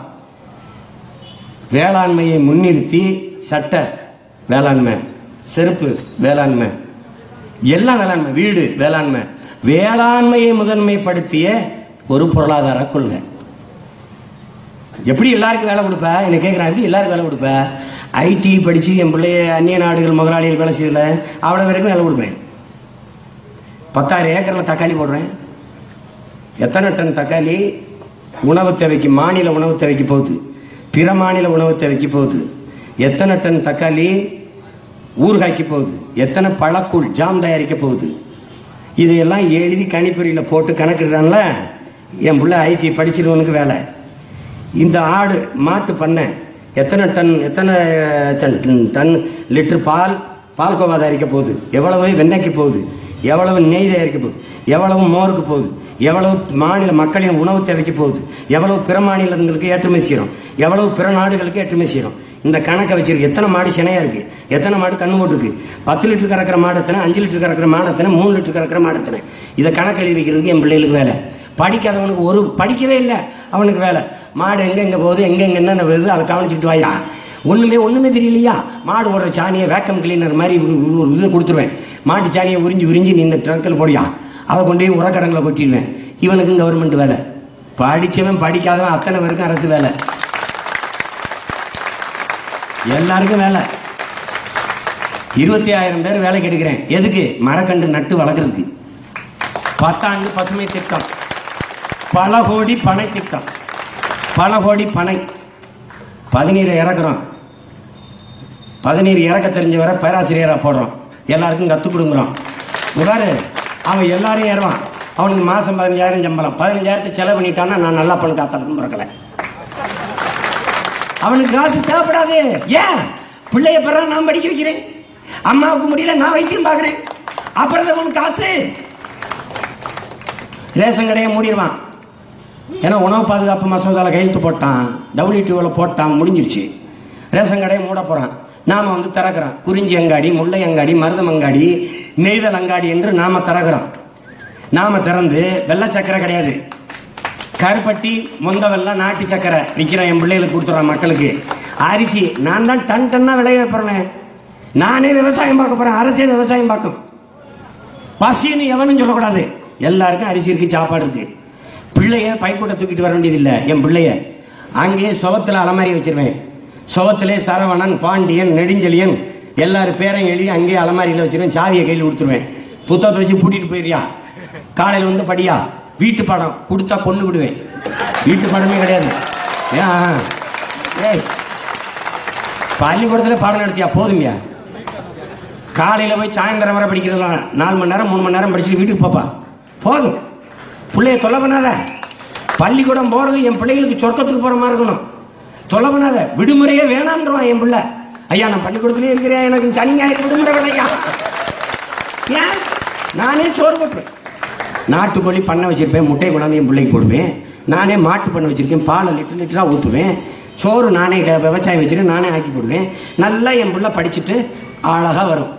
தமிழில் தான் படிக்கும், ஆங்கிலம் கட்டாயமாக படிக்கும், உலகத்தின் எல்லா மொழியும் படிக்கும். ஆனால் போட்டி போடுவேன். இந்த தனியார் பள்ளிக்கூடத்தில் படித்து வருதுல பிள்ளை, அதில் என் பிள்ளையும் அதுவும் மோதும். என் பிள்ளை அவன் வென்றுட்டான்னா நான் பள்ளிக்கூடத்தை மூடிடுவேன். காலையில நீங்க தண்ணி குடிச்சான பொதுத்திறன் அறிவு போட்டியில என் பிள்ளைய அவன் கால் தூசி கூட பெற முடியாது. பிச்சு வரைக்கும் வாங்க பண்ணி அப்படி படிக்க. விளையாட்டா அரசு பள்ளியில படிச்சவன், கல்வி அறிவா அரசு பள்ளியில படிச்சவன் அப்படி கொண்டு வருவேன். ஏன்? தனி ஒரு மனிதனால் சாதிக்க முடியும், முதலாளிகளால் சாதிக்க முடிவதை 8 கோடி மக்களின் பிரதிநிதித்துவத்தை பெற்று மக்களால் நிறுவப்பட்ட அரசால சாதிக்க முடியாதா?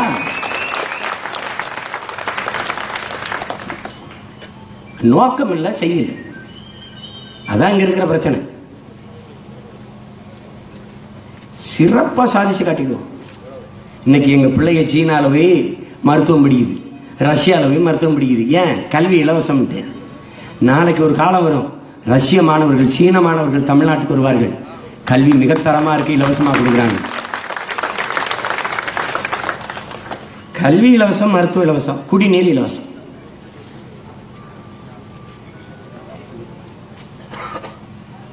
$980 மில்லிமீட்டர் மழை பெய்யுது. 4000 TMC எனக்கு மழை பெய்யுது ஆண்டு ஒன்றுக்கு. 1100 TMCயை பயன்படுத்திட்டு 2500 கடல்ல விட்டுறேன். இந்த 2500 நாங்கள் சேமிக்கிறோம். கர்நாடகாவுக்கு கூப்பிட்டு பேசுறோம், உங்களுக்கு தண்ணி ஏதாவது தேவைப்படுதா? பிரச்சனை ஏன் நம்மளாம் அடிச்சு கிடக்கணும் வெளிய? அதெல்லாம் மாத்திடணும். ஹிந்தி படிக்கணுன்றான், படிக்க நான் வாய்ப்பு ஏற்படுத்தி கொடுப்பேன். இங்கிலீஷ் படிக்கணுன்றான், வாய்ப்பு ஏற்படுத்தி கொடுப்பேன். ஆனால் ஹிந்தி படித்தது எதுக்கு படிக்கிறான்னு கேட்பேன் நேர்காணலில். எதுக்கே ஹிந்தி படித்தான்னு எங்கால் கேட்பான், இன்டர்வியூவில் கேட்பான். ஐயா வட இந்தியாவில் வேலைக்கு கிளம்பியா? இங்கிலீஷ் ஏயா படித்தா? ஐயா America, Australia, France, Germany, Japan அங்கெல்லாம் வேலையா? கிளம்பியா? தமிழ் ஏயா படித்தா? என் தாய்மொழியை வாழ வைக்க. உனக்கு தமிழ்நாட்டில் வேலையா? போடுறோம் சட்டம். நம்மளை மொழிவெறியங்கிறான் யோக்கியப்ப. நம்ம அன்பு சகோதரன் ஏஆர் ரஹ்மான் லண்டனில் ஒரு கச்சேரி நடத்துறாரு. நேற்று இன்று நாளையில் 16 பாட்டு ஹிந்தி பாட்டு, 12 பாட்டு தான் தமிழ் பாட்டு. தமிழ் பாட்டை பாடும்போது எந்திரிச்சு போன அந்த அயோக்கிய பயிலுக அதுக்கு எங்க காசை திருப்பி கொடுங்கிறான். எப்படி இருக்கு பாரு, நம்மள மொழி வெறியங்கிறான். டேய், நாங்கள் எங்கள் தாய்மொழியை விட்டுட்டு பிற மொழிகளை படிக்கிறோம். எங்கள் தாய்மொழி தவிர பிற மொழிகளை விரும்பி கற்கிறோம். இந்தியை தாய்மொழியாக கொண்டவன் உன் தாய்மொழி தவிர பிற மொழி படிச்சது எதையாவது சொல்றா பார்ப்போம். படிச்சிருக்கியா? இல்ல. தமிழர்களில் பல பேருக்கு இந்தி தெரியும். எத்தனை இந்திக்காரன் தமிழ் தெரியும்? எத்தனை இந்திக்காரனுக்கு தமிழ் தெரியும்?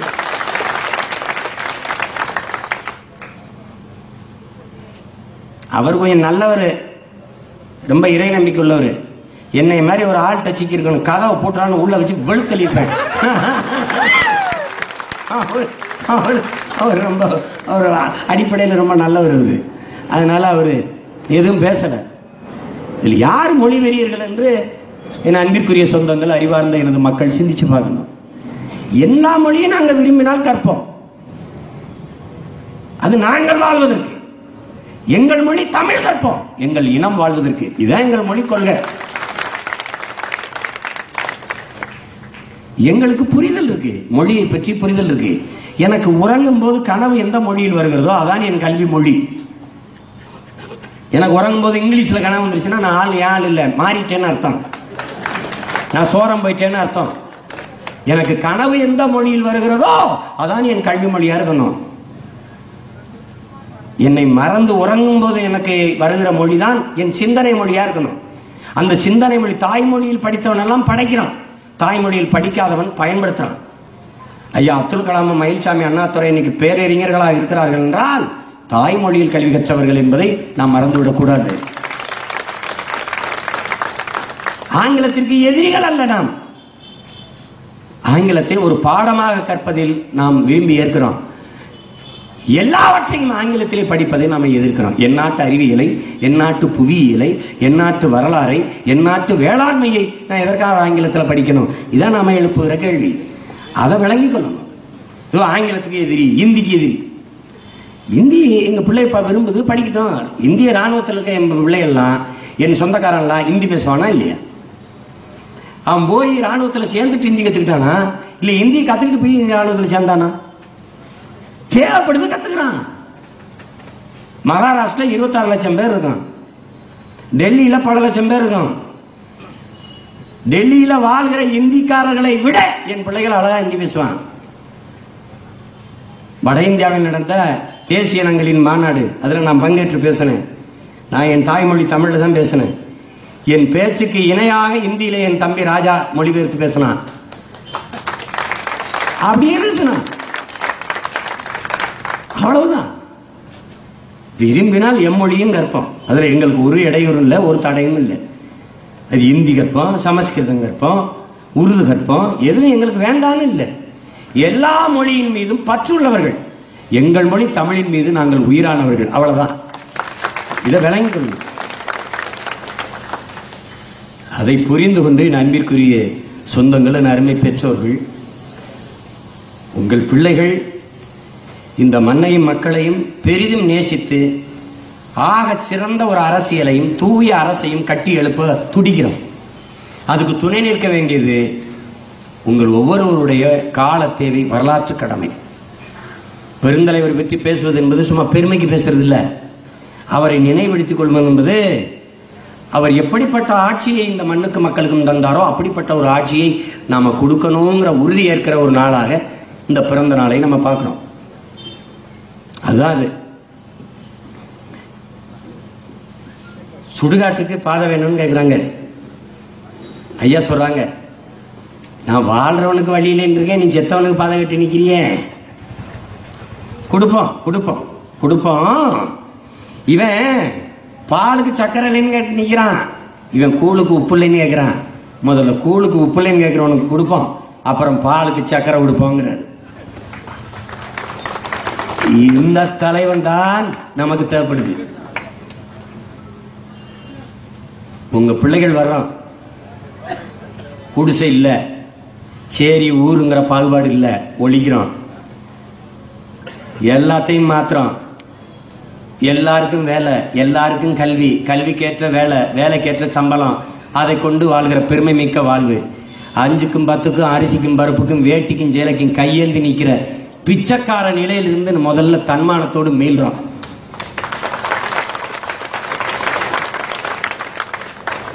பத்தாயிரம் கிலோமீட்டர் நதிகளை இணைத்து கொண்டு வர்றார் சந்திரபாபு நாயுடு. இங்க பிரிஞ்சிருக்கிற 4 அணியை இணைக்கிறதுக்கு போராடிட்டு இருக்காங்க. 2500 தடுப்பணைகள் கட்ட அவர் போராடிட்டு இருக்காரு. இவன் 3500 டாஸ்மார்க்கை திறக்க போராடிட்டு இருக்காங்க நம்மளுங்க. ஒண்ணு பெருமையா சொல்லணும், செயலில் தான் இருந்த ஆண்டதை விட எங்க ஆளுக ஆட்சி நல்லா தான் இருக்கு, அதை மறக்கக்கூடாது. செயலில் தான் இருந்ததை விட சிறப்பா இருக்கு எடப்பாடி ஆட்சி, அதை சொல்றதுக்கு நான் பெருமைப்படுறேன். ஆனால் எங்க அளவுக்கு சிறந்த ஆட்சி நீங்க தரல, ஆனா ஜெயலலிதாவுக்கு மோசமான ஆட்சியை நீங்க செய்யல, பரவாயில்ல. இது கமலஹாசன் ஐயா அவர்கள் ஊழல் நிறைஞ்சிருச்சுன்னு சொல்றதுக்கு கோபப்படாதே. ஒரு தத்துவத்தை உங்களுக்கு சொல்ல விரும்புகிறேன்.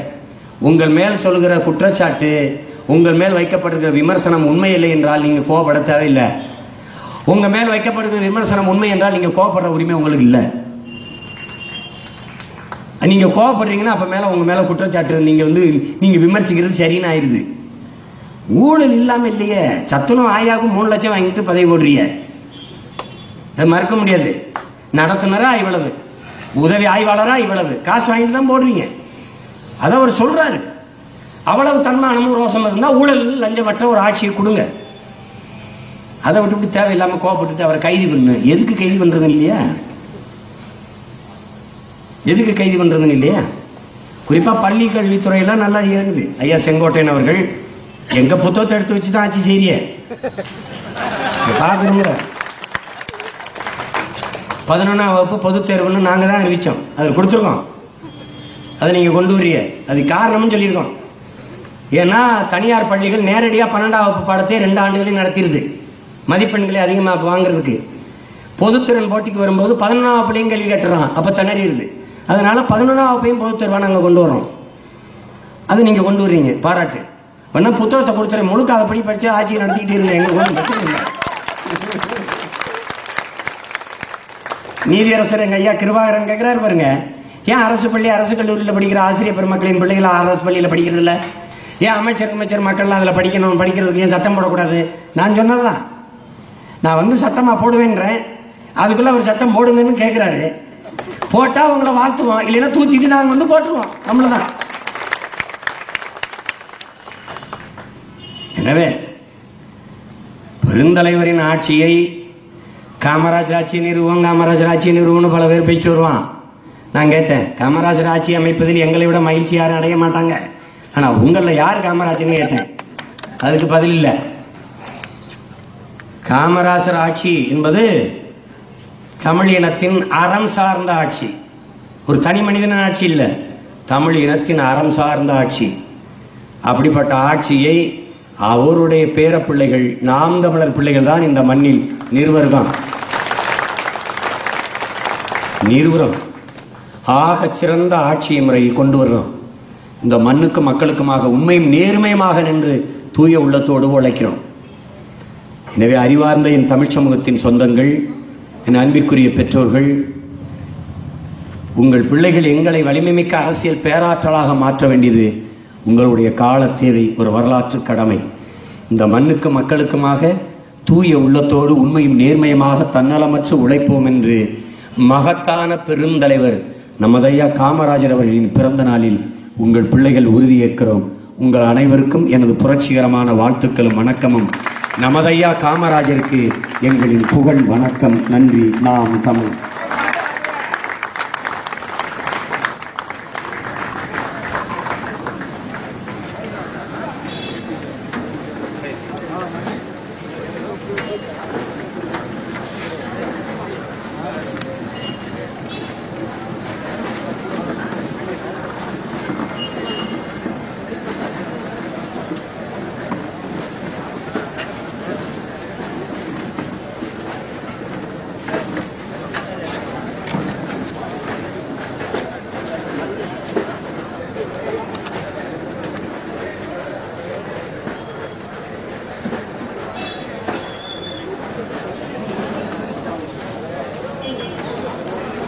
கட்சியில் இணைய உங்களிடம் வழங்கப்பட்ட அந்த படிவம் இருந்தால் தயவுசெய்து மேடை அருகில் வந்து கொடுத்துவிட்டு செல்லுமாறு கேட்டுக்கொள்கிறோம்.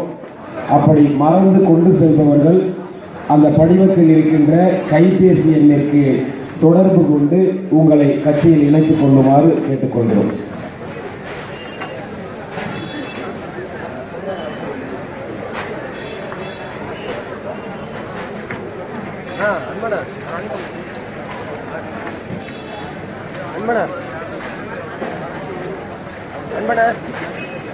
சாவி யாரும் விட்டாங்க சொல்லுங்க.